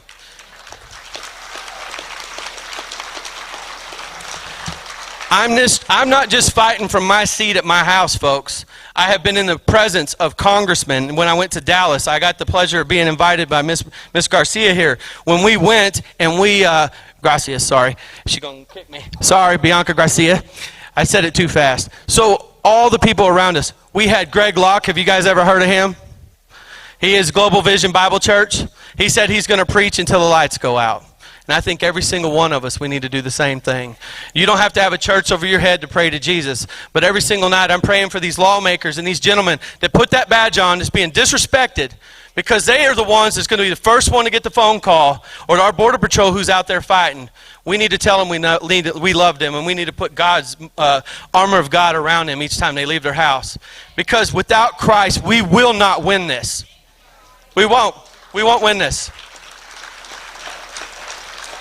I am nothing without him. I am nothing without him.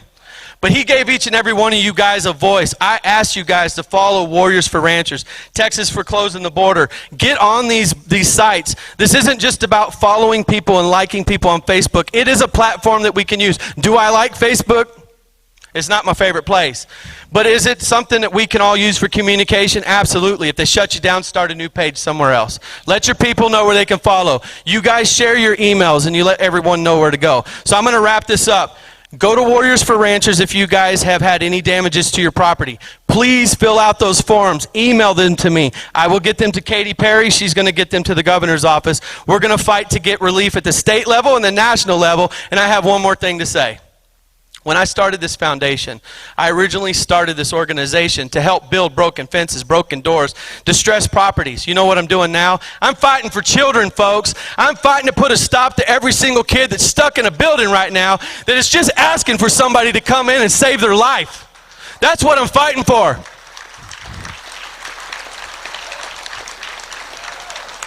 When you stand up for Christ, Christ works swiftly in your life, and I'm going to tell you why. Not only did he put me in front of each and every one of these individuals that matter, he also put me in the individuals. Have you guys ever seen the movie Cartel Land? Okay, so that gentleman's name's Tim Foley. He called my house. He said, Mike, these are some of the things you need to do to protect your family. Trust me. I have folks I have to talk to on encrypted phone lines to protect my family now. I have to watch what I say and where I'm at. I have to watch my back. That's not fair. But I'm putting my head out for every single Texan out there, and I'm not going to stop until we get an answer to this. But then God put somebody else in my life. Have you guys ever heard of Craig the Sawman Sawyer, SEAL Team 6? They made the movie Contraland after his daughter was abducted, and he went in and he saved her life. He is fighting for each and every one of the kids that's been taken. I sat and I had coffee with him in Dallas, Texas, and he told me, Mike, I've got your 6. God has put those kind of people in my life, and he's done it swiftly. So to wrap this up, I want to say this, that we need to come together. You need to talk to your churches. You need to come together as a group of people who know that there's something big happening here, and we're starting here. Let your voice be heard to the masses. Don't be afraid to talk to people. And I want you guys to know that I've made the level to get to a very large platform. About 100 million people are going to hear this story. And if any of you guys have something that you need to put in there, I've got 1 hour to make a difference for Texas. And that's going to be on America Media Periscope on June 1st at 5 p.m. Central Time. And I have 3,000 people preparing for this, and that is with John Michael Chambers. He's going to get it out there. I've got another one with Epic Times, and I've got Border Crisis News coming out. I am working to be a voice for Texas. It's not about me getting in front of all these news channels and getting a voice, just like Miss Kate said. She doesn't like having to do it, but somebody's got to stand up and get the news out there, because on the East Coast, they're just going to circle around back to that. They're going to circle back to that. Hell, I don't even like the lady, but I know it had a circle in it. You know what I mean? Well, she needs to circle around and look at what's happening to Texas is what she needs to do. So I love each and every one of you guys. I'll be praying for you and praying for your families. God bless Texas.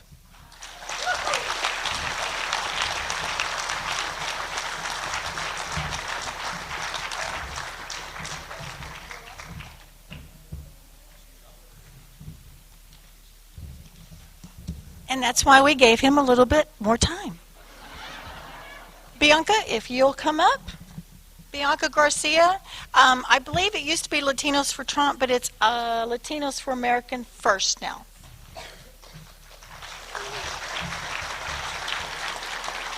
Thank y'all. Thank y'all for having me. I don't even know how. Listen, I'm normally the fiery one. Everybody's there. Here she comes. Mike, I don't know. It's like you've just we just unleashed you, and you're just like a bulldog just running through. They used to call me the bulldozer, just bulldozer. I don't even know how I'm going to follow this. But anyway, yes, my name is Bianca Gracia, president of Latinos for Trump. That still exists. It's an organization. Latinos for America First is now the PAC. We have a PAC. We've always had a PAC. And so what we've been doing is we started as a movement, really, in 2016 because of Trump. In 2018, I started working for the Republican Party of Texas as a Hispanic engagement director, and there was no manual for that. It was just like, go out and engage. And so I did things that were not traditional. And as you know, a lot more Hispanics and Texans that have been here, like George says. And listen, just to make it clear, we named ourselves Latinos because we had to kind of throw a blanket over all of the United States, because the Democrats have done a very good job of subtitling and categorizing us, so you don't even know what to call yourselves anymore, right? But we really are Americans. And so when we go and tell people, we say we're American Hispanics, we're American Mexicans, we're American Latinos, whatever you want to call us. At the end of the day, we are Americans. We all bleed the same blood.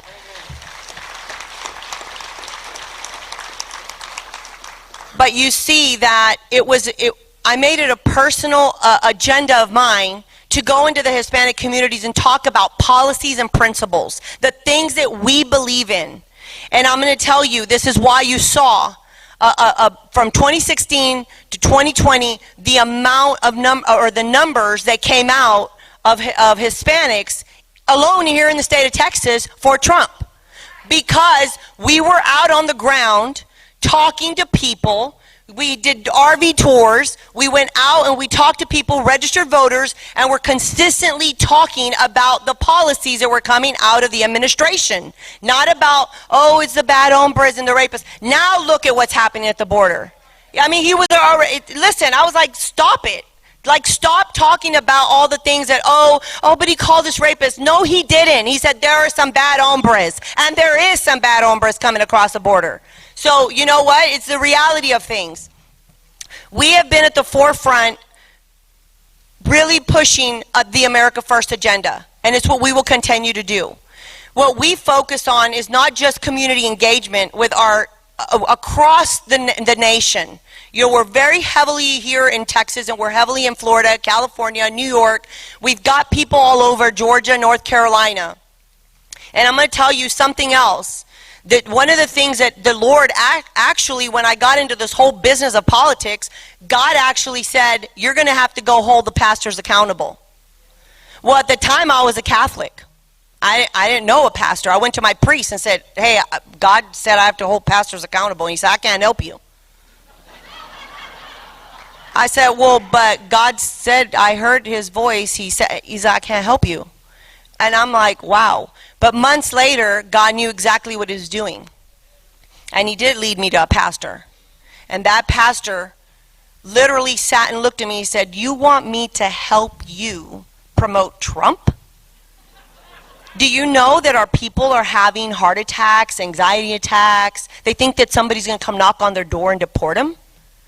I said, look, I'm not asking you to help Trump. I'm telling you what the Lord told me. So either you go pray about it and come back and tell me I'm crazy and I'm going to be fine with that, or figure it out. I'm just a messenger. 3 weeks later, he called me and he says, I'm ready to talk. We've been praying in my church and the Lord says, I have to help you. And that's how I ended up in the Hispanic evangelical churches speaking from the pulpit, where half the people are... Yeah, God's kind of funny, I got to tell you. But, you know, where half the people are illegal. But I told them, illegal is illegal. It's breaking the law. You know, and our ministers, pastors, priests, clergy, anyone who's in the business of God, right? You're sitting there and you're throwing away, you're saying, for the sake of the illegals and getting them papers that they've been promised for decades that never comes. Okay, the broken promises. In return, you're giving up the murder of babies. You're never going to get to the promised land with that mentality, is what I told them. And do you know what happens? I had congregations going, amen, amen. I'm like, oh my God, what's happening? God was happening. Because God is law and order at the end of the day. So, thank you. So just so that you know, our organization has been fighting at the forefront. Before inauguration, we actually filed a civil rights lawsuit here in Texas. The civil rights lawsuit is asking for a redo an election because our civil rights were violated. Now, the left was already planning on this if Trump was in office. They already had it going since June, July. They were ready with their, what is it, George, the ACLU and all these other, they have an army of attorneys. But we said, listen, back in 1964, there was an Equality Act, right? That our voting rights are supposed to be protected. And when all the debacle happened in Florida, in 2002, they came out with the Helping America Voting Act. And that was something else that gives check boxes when you go vote. Check boxes. The things that they're supposed to follow, but guess what? They didn't. Because they used COVID and this emergency to just pretty much do whatever they wanted. Drive-by voting. Pop-up voting. I don't know. You can vote till, oh, sorry, we've given you 3 weeks. Oh, that's okay. You still can submit in your ballot 5 days later. You've given them 3 weeks. They don't need no more than 3 weeks. They don't even need more than one. Some places only get 1 day to vote, and that's all you get in third world countries. We're giving too much away. So our civil rights lawsuit says you have violated our rights. We filed a lawsuit against all 50 states, from the governor to the Secretary of State to all Congress. We're basically calling the whole Congress and the whole White House illegitimate. Because when you violate our civil rights and you didn't protect our votes, you're an illegitimate Congress. So we've done that. Now, one of the other things is we're big advocates. You see me wearing the Border Patrol hat today. We're advocates for our Border Patrol agents. 70% of them are Hispanic. 34% of the military, our veterans, are Hispanic. It's what we advocate for. We advocate for our people. And illegal is illegal. Some people are immigrants. I'm not kind about it, guys. I'm just going to tell it how it is. It is what it is. They're still illegal aliens. Okay? That's what's written. You can try to, the left is great. They like change terms every day. Oh, we're not going to call it this. That's just too, oh no. No, call it what it is. We're going around trying, I'm sorry, you need a safe space. I'm sorry, there was no safe spaces in my house. George, do you remember a safe space in your house? Never. My mom came back with a belt and she came back with a shoe, and there was no way to hide. No closet, no nothing. My brother used to run up the tree and would just wait there. She'd have to wait him out all day. But when he came down, because believe me, he was going to get hungry or thirsty, he was still going to get it. There's no safe place. There's not. I'm like, we can't keep, what are we doing? We have to keep fighting. Right now, we went and fed our Border Patrol agents in the Rio Grande Valley because, guys, it is unfair what they're going through right now. We did have a president in the White House that was the first one to actually deliver what he said he was going to do. He wasn't a politician. And let me tell you all something. I don't care about the skin color. At the end of the day, I am so sick of politicians. You have no idea. I hate being in this political realm. I do. I really do. Because I'm a person that if I say I'm going to do something, I do it. But these politicians are so, they like their power, they like their money. And I'm telling you, I'm looking at y'all right now. Please, whatever you do in this next upcoming election, please find alternatives. Quit voting the same people in that tell you they're going to do something and they don't do it at all.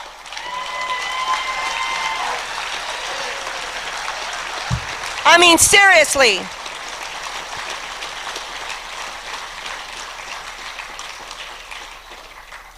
Because there is alternatives. And I'm telling you right now, I am seeing a lot of Hispanics and Latinos, and we are very conservative people. Extremely. Everybody has some kind of religious symbol or a Bible, a crucifix, Virgin Mary. They got something. A rosary. They got something in their house. Because faith is important. Family is important. Work ethic. We have a work ethic. Do you all know that I have illegals that have been here for 20, 30 years telling me, hey, y'all got to do something about this illegal problem? I go, what?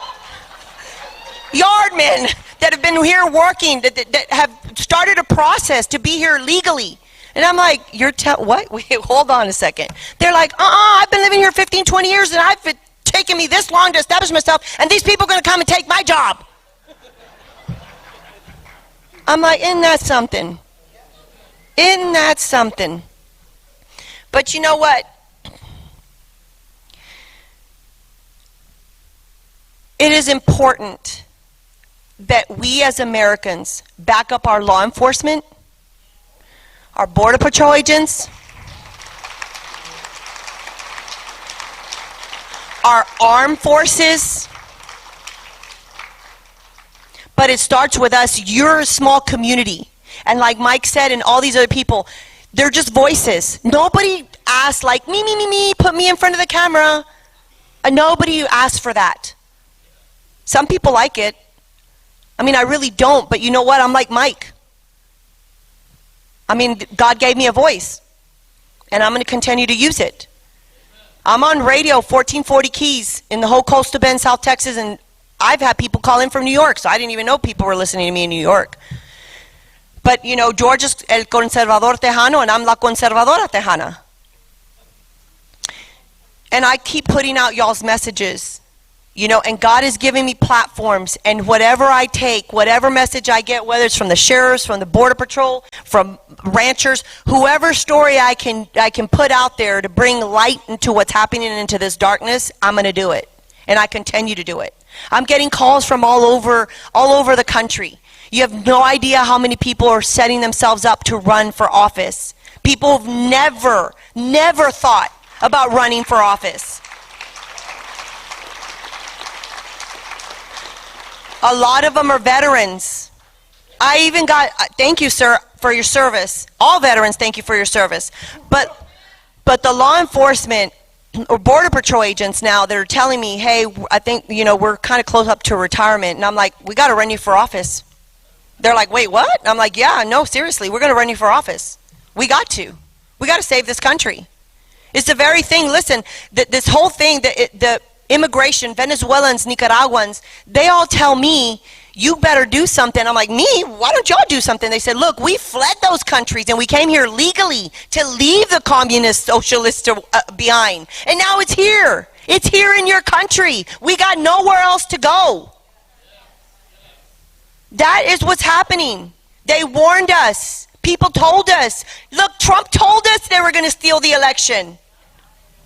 He warned us. But yet, where was the RNC? Where was the Republican Party of Texas? Why were they not putting in parameters in effect so that these things weren't done to us, so that our vote wouldn't be stolen?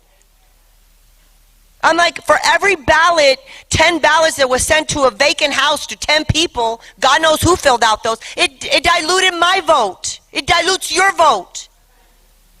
So we got to fight for our country. And it takes a lot of us. I'll steal Hillary Clinton's. It takes a village. It sure does. But now we're on the right side and there's more of us than there is of them.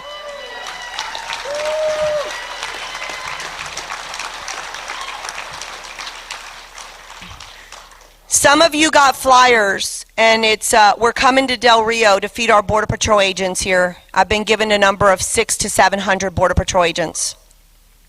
We ask that you go to LatinoTrumpCoalition.org and donate, if you can, to help this cause.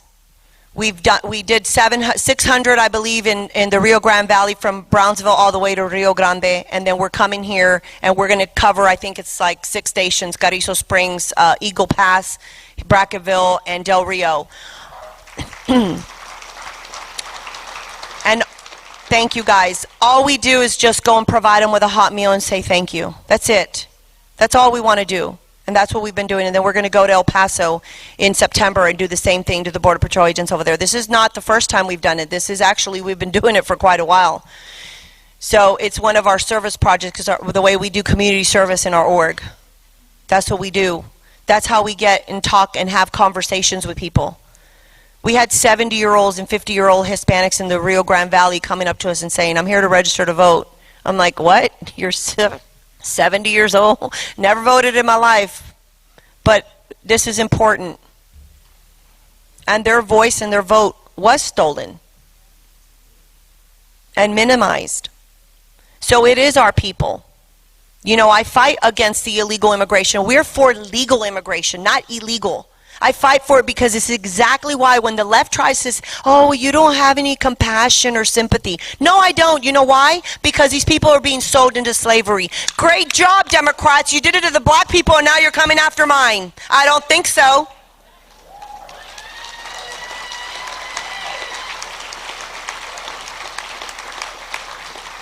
Human trafficking is the modern day slavery. I don't care what anybody tells you. That is exactly what's happening. It's what's happening to those little girls. It's what's happening to almost everyone. The cartel is using these people. The amount of drugs that's coming in is enormous. And Jason will tell you all about that. We got a serious, I don't call it, guys, do not call it a border crisis. Call it a border invasion. That's what I've been calling it. We're being invaded at the southern border here in Texas. It's an invasion. And we have a Texas Constitution. Thank you. Stop the invasion. There you go. Thank you, ma'am. We have been also, listen, we got a legislative affairs set up in our organization, and we have been pounding the phones of legislators all over this state of Texas and all over the Capitol, that they're tired of hearing us. I even heard that, I guess Friday, I don't know, this past week, they unplugged their phone lines because they were getting so many phone calls.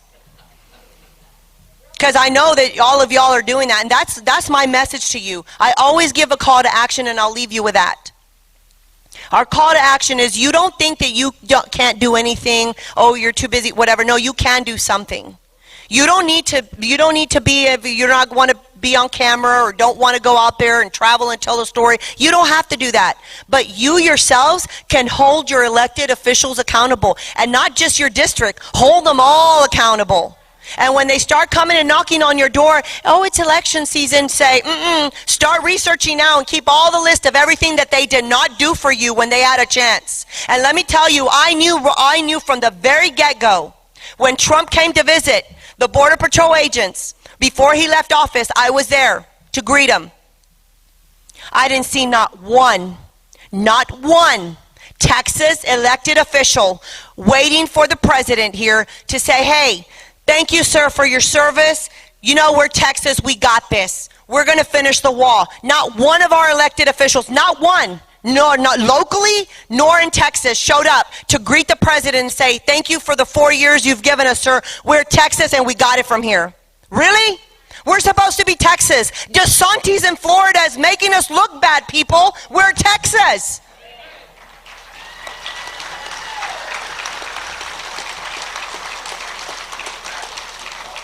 When I have to travel all over the country, please don't make me have to say, I think I'm going to move to Florida.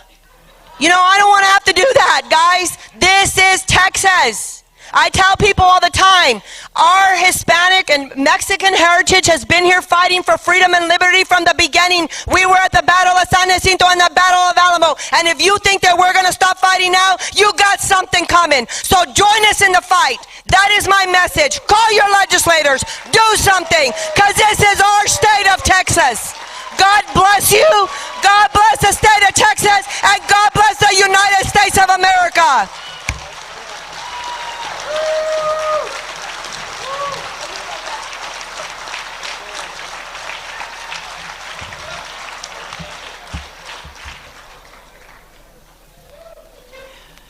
So if you really can only sit still for 2 hours, I will let you leave. But we're going to go probably another 20 or 30 minutes, and I don't think you're going to want to miss this either. So there's an important message to you here. Today they held, earlier today, we had a law enforcement conference. And there's hope on the horizon. There's a lot of people, and I was one of them too, that did say, what about the laws? I mean, we have laws. Where are they? What are we doing? I mean, do they exist or do they not? Which ones are we following? Because I feel so sorry for Border Patrol, because they have one set of rules and we have a set of rules. And I'm really sorry, because I don't feel like we're on the same side, and my heart hurts for them all the time. Our next speaker is Chuck Smith, and he spoke today at the law conference, and he really put this in the right words. He is an immigration attorney. He's licensed to practice in all Circuit Court of Appeal and immigration courts. Come share some wisdom, sir.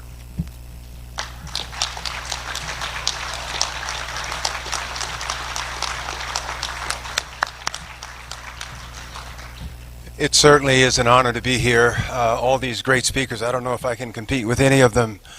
They're outstanding. I will tell you that people ask me all the time if I'm a Republican, and I don't know why they ask me that. Maybe it's my shoe size or the shirt I wear. By way of background, I just finished running actually for Attorney General of Virginia. I come to you today from Virginia. I wouldn't miss this. And I didn't win, but this is what I told them. I said that I was born on the 4th of July. I told them that I'm a Marine, 0311 grunt ground pounder. I retired as a Navy JAG. I retired as a Navy JAG commander after 26 years of combined military service. I am the former chairman of the largest Republican Party in Virginia. I have practiced federal law, state law, Iowa law, Virginia law, military law, constitutional law, civil law, and the hottest single-button political issue in the United States today, immigration. And I don't need a Democrat to blow smoke in my ears about the benefits of illegal immigration to sanctuary cities.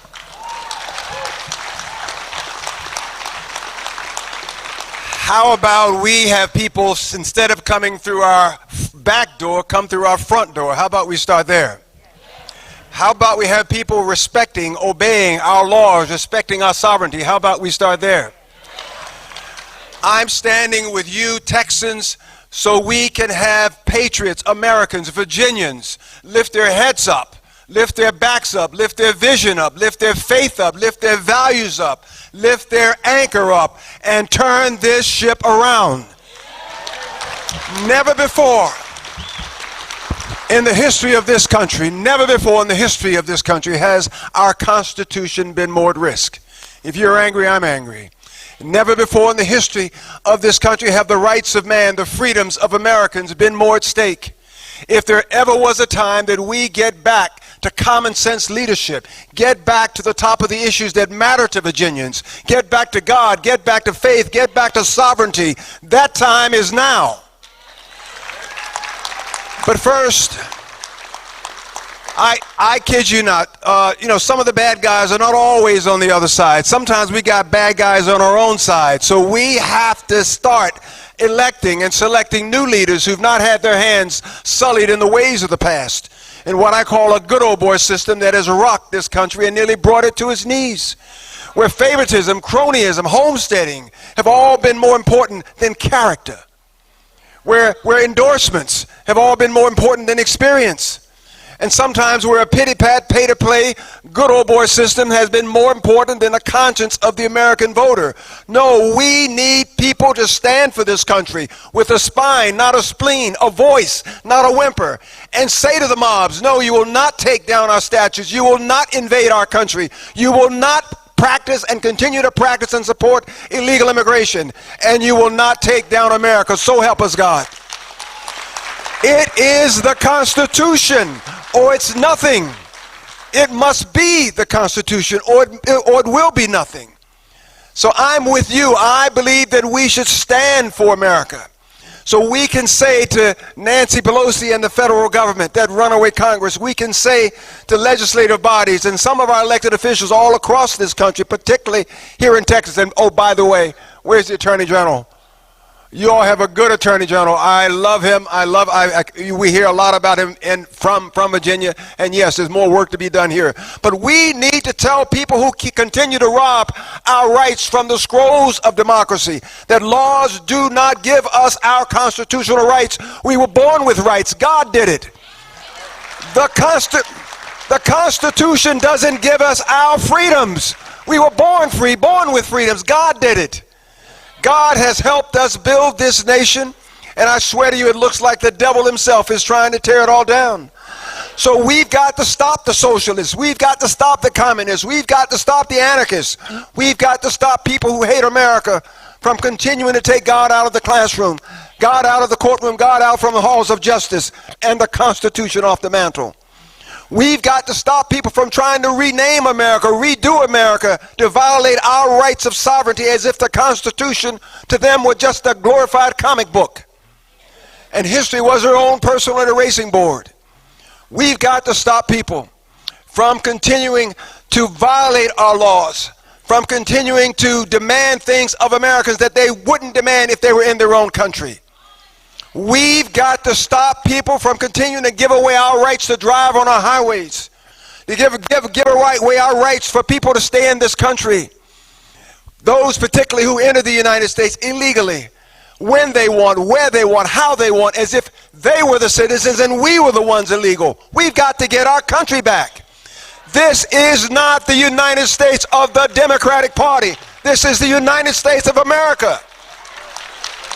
This is not one world order. It's one nation under God. And it is not and will never be the land of anarchy, hopelessness, chaos, lawlessness that we've seen. This is the land of the free, the home of the brave. Spell it, law and order. Rule of law. And border walls that keeps crime out, keeps drugs out, keeps terrorism out, and keeps Americans safe. Yes, we had a president who fought the Russian hoax. He fought the apocalypse hoax. He fought the immigration, there was an immigration hoax because people come here and they never plan on going back. He fought the obstruction hoax. And he fought China, Russia, Iran, and he fought the Democratic coup 5.0 election fraud. I'm telling you that we need somebody in this country who's going to stand up for this country, stand up for our values. So I say, let's be a fighter. Let's stand up for our sovereignty. Let's tell people that yes, we need people to stand for America as an ally of America, not an enemy. We need people to stand for the Constitution as an ally of the Constitution, not a Benedict Arnold.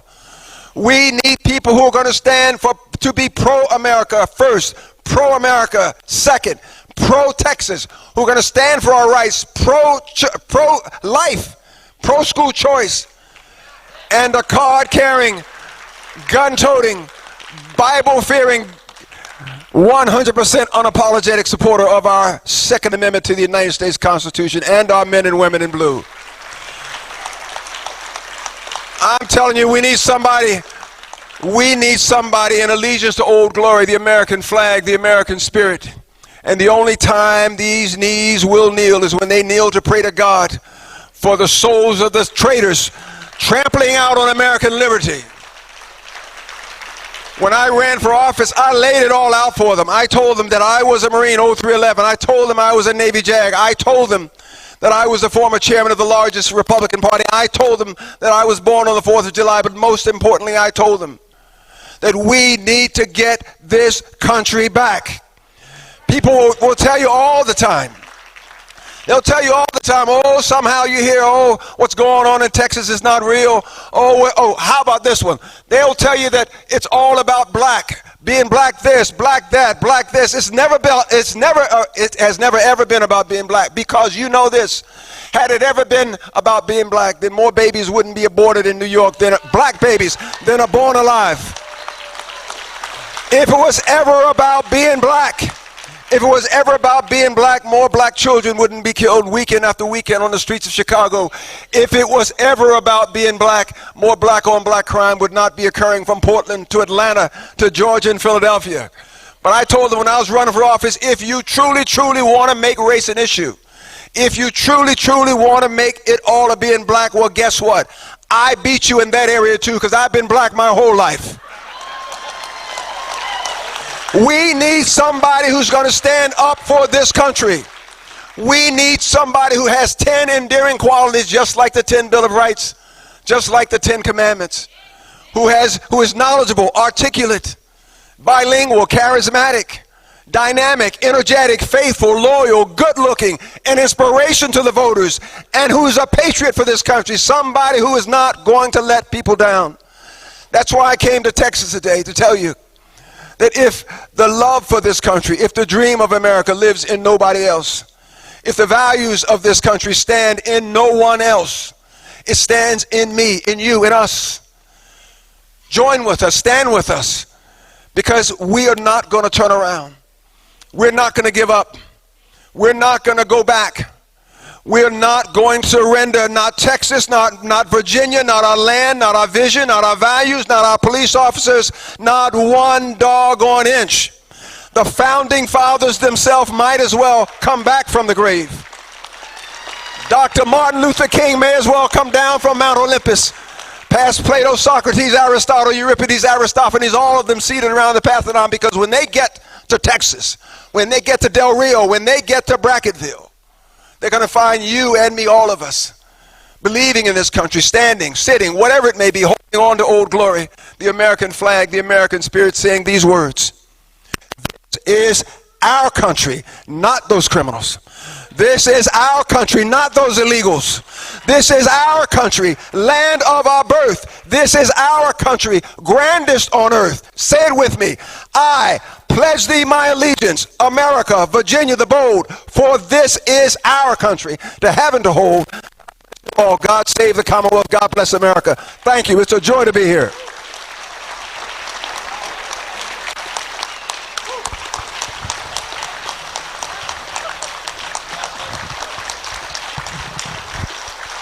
He needs to run for something in Texas.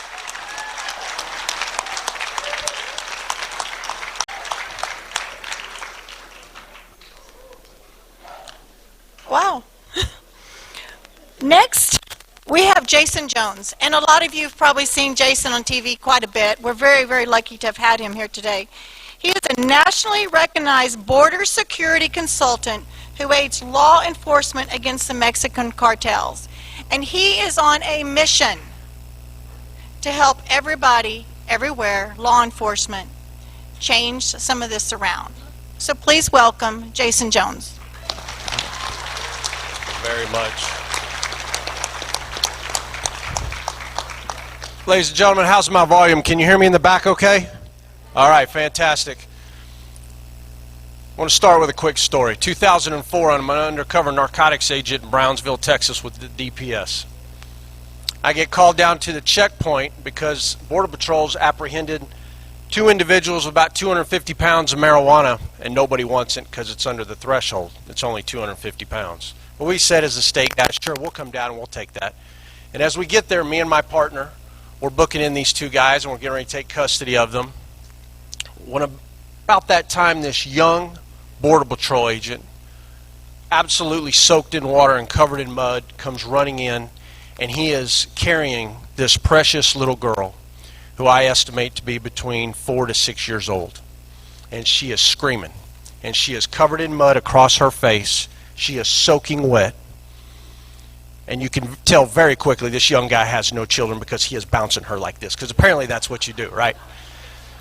So now I'm rocking my 1980s mullet because I'm undercover, right? And that's what you do in narcotics. And I walk over to him and I said, hey man, can I help you? And immediately he pushes this little girl out to me. And so I grab her and I get her in, I pull her close and I get her calmed down. And I said, what is going on? He said, man, I was down at the river. And he said, now remember, ladies and gentlemen, this is Brownsville, Texas. The river's very wide, it moves very quickly, and it's close to the ocean. He said, I'm down at the river and I see something crossing from the Mexico side to the U.S. side, but I don't know what it is. So what he does is he runs down, he parallels it right at the border. And he realizes what he's seeing. He's seeing this little girl with her arms around this smuggler's neck, and it's her feet that are dangling, which is why he didn't realize what it was, because of the swiftness of the current. So he runs down. As he does, the smuggler comes up out of the water, half in the water, half out. He sees the agent coming. He reaches around, grabs the little girl, and he just chunks her. She flies into the air and lands in the water, submerged but stuck in the mud. He jumps in, grabs her, pulls her out. The smuggler at the same time jumps up, jumps back into the water, and swims to Mexico. As he's swimming, he's getting her out of the water, and he realizes what he sees on the Mexico side. He sees another little boy that he estimated to be between the ages of 10, 12, somewhere around there, wearing a backpack. So he gets the little girl out of the water, and he starts trying to get things situated. And he looks up, and about that time, the guy's coming up on the Mexico side. So in Spanish, this young agent says, he's got a head on him, shoulders pretty good. He yells at me, he says, hey man, what the hell's going on here? And the smuggler looks at him and he says, I was paid by the parents to bring them across, and you have basically screwed this up. But he didn't say the word screw. So the agent says to him, hey man, I tell you what. He says, grab the little boy, bring him back across here. I'll step to the side, that way I can get them back together. And he said, the guy looks down at the little boy, looks back up, looks down at the little boy. As he's looking at the agent, he grabs him by the hair. Reaches down, he grabs the backpack, yanks the backpack off of him, throws him to the ground, turns, and he just walks off. The little boy jumps up and then runs in the opposite direction. We went down there, we spent about an hour trying to locate him, never found him. The fear was that he was going to cross trying to get to his sister, and he would drown. And I share that story with you because that was 2004. This is how long our state, all of you, and really our nation has been dealing with these unaccompanied alien children. And I share that with you today because the stories that were told up here and the stories that each and every one of you as Texans, as Arizonans, as New Mexico, folks from New Mexico and California have, ladies and gentlemen, we're all dealing with it. And your stories matter. And I want you to hear me on this. You've got to tell it. If we want to fix what's broken, you've got to tell the story and you've got to show it. Look at how dynamic it was when you saw those children today. I'm going to ask each and every one of you and everyone up here who is dealing with this every day, start filming it. Teach your family to cover your back and film what is happening and get it to the media. Because what is happening in this country is not getting to people. They believe it's an immigration issue. But everything you have talked about today is the underlying issues of the cartels and what they are doing. And that's the story that's not told. I retired from the state police in 2016, and it's been my mission for the last 4 years to get the U.S. government to take action. I speak on this all over the nation, and I bring news media from across the country. I was just in South Texas last week with Epoch Times and NTD Television so that people from New York City can see it for real, what's happening and how it's affecting you and your families. And we have to tell that story, but more importantly, we have to show it. Let me show you what is also happening at your border. Now, I hope the volume works here because we've had some issues. But this is in December at your border in South Texas in Roma, where the violence between the Gulf Cartel and Cartel del Noreste are taking place. Luckily, in December, we had Lara Logan and Fox News.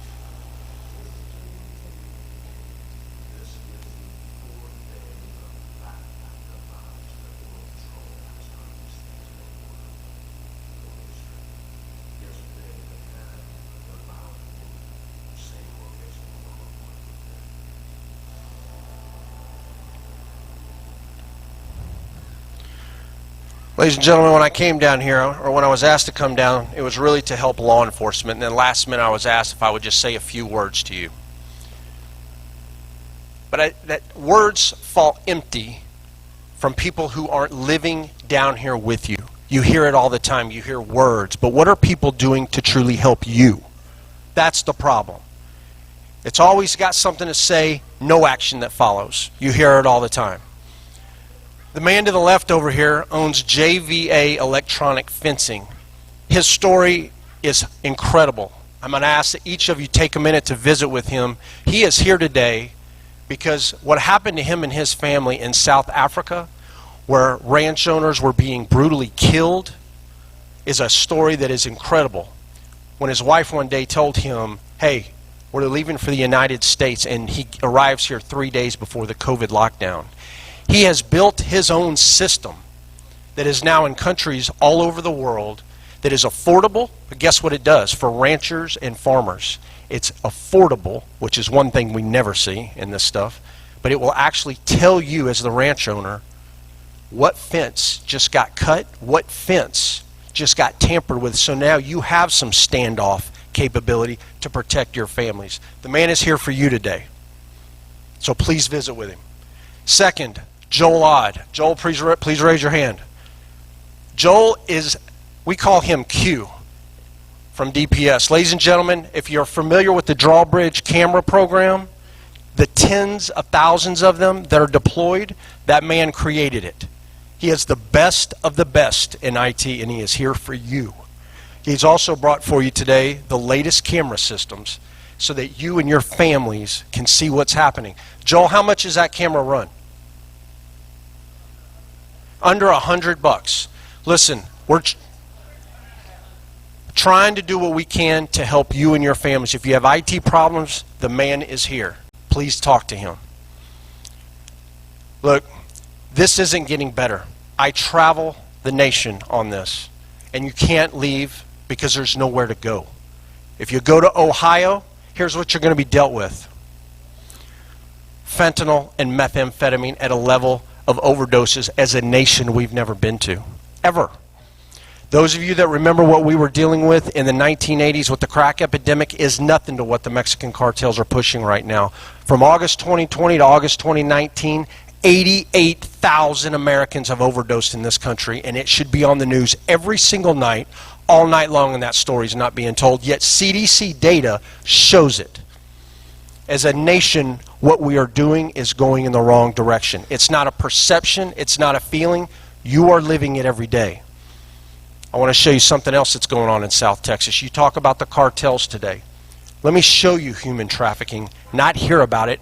Guys, please pass around these wristbands. This is from just last week. Now, we broke the story, as you'll see here, February 14th, that the Gulf Cartel was now literally putting wristbands on men, women, and children, because you have to remember, to them, the people that are coming on your property that you're dealing with have already had to pay what is known as the piso or the tax. And it is amazing what is happening. I mean, it's absolutely, fundamentally a massive failure on our system, what is happening. In 2014, if you wanted to cross illegally at the border in South Texas, it would run around $100. Today, if you're a Mexican citizen, it's $2,500 even for children. The youngest I saw in the last few weeks was 23 days old. Never seen that before. If you're Central American, which are the most of them now, it's $3,000. If you're Chinese, it's $5,000, and if you're Middle Eastern or if you are Russian, it's $9,000. Ladies and gentlemen, the world is coming now. You will hear on national news from these pundits who have never been to the border that it's like last time. No, it is not. That is not correct. That the people that are coming are Mexican citizens, yes, some, but we have more people coming from around the world than ever before. That's not a perception. The data from CBP validates it, and it is stunning. We have more people from a special interest alien country, a country with a terrorism nexus, crossing than the systems and the programs that we have in place can keep up with. It's just, it is what it is. But I'm here to provide to you, not hope. I'm here to tell you that this is absolutely winnable. But we have to see it for what it is. We have to see it and understand it. But more importantly, we have to show Americans. Look, when I go to New York City, ladies and gentlemen, in New York City, when I show them what has really been happening, they say, hang on a second, Jason, when did this start? This has to stop. Because the news media is not showing them. They truly hear immigration all day. If you ask them what a bailout is that you've lived with, and by the way, just today, Sheriff, are we still at just 2 today right here in the town? 2 bailouts in your town today. How many yesterday? No, he wasn't here yesterday. People up north don't realize it. They hear immigration and everything you've talked about, drug trafficking, weapon trafficking, human smuggling, is what you are living with and dealing with. So how do we fix it? 3 ways. 1, we designate the Mexican cartels as foreign terrorist organizations. 1. We've been at that for 4 years. 4 years, almost got it done in 2019. 2nd, we fixed the broken uniform crime report under the Federal Bureau of Investigation. Absolute failure. Do you realize everything we are talking about today is not captured amongst 18,000 agencies?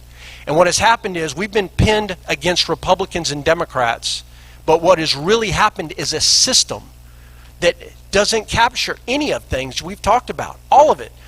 Can you believe in this country we've been in a supposed drug war since the 60s, and amongst 18,000 law enforcement agencies, we can't even tell you how much dope is seized by these agencies.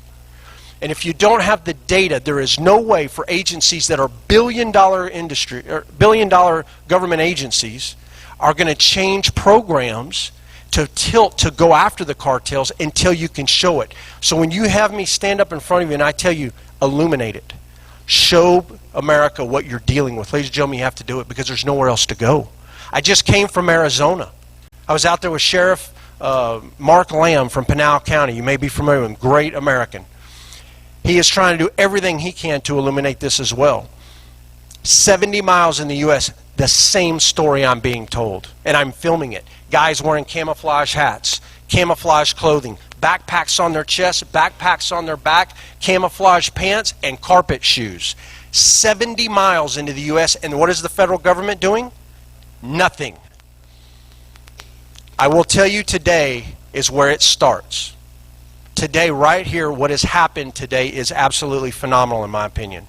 What your county judge is doing to lead, what your attorney is doing to lead, your sheriff and all of you to get together, and I saw 21 different counties here today talking about law enforcement activities and what they can do to collaborate and think differently than ever before is how it starts. This is how you win. But I will tell you also, you need to get tough. And I want you to hear me on this. What we are up against with the cartels is like nothing many of us have ever faced. And it is going to get worse before it gets better. But you must unite here. You must stand strong and you must support your sheriff and your leaders, because when they start doing what they're about to do, the media is going to come for them, and you've got to support them. All right? You've got to support them. The last thing I'm going to say on this, and I'm going to step off here, is that Texas, as Texas goes the nation. Right now, people are leaving the East Coast and the West Coast in numbers the nation has never seen before, ever. They are coming here. When I tell you there's no place else to go, you are it. That's right. We have got to draw a line in the sand, and we have got to unite on these issues. These cartels, ladies and gentlemen, they have taken over Mexico. They are now a parallel government with Mexico. When you think of the Mexican government and you think of the cartels, they are symbiotic. This is where we are. Unite, coordinate, collaborate, work with these people, and win this fight. God bless you. Thank you very much for having me, and be safe out there. Thank you.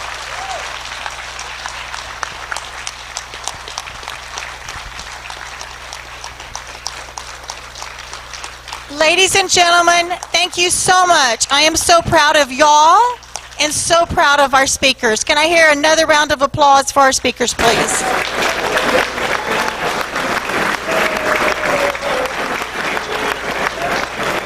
Thank you so much for coming, guys. Thank you so much.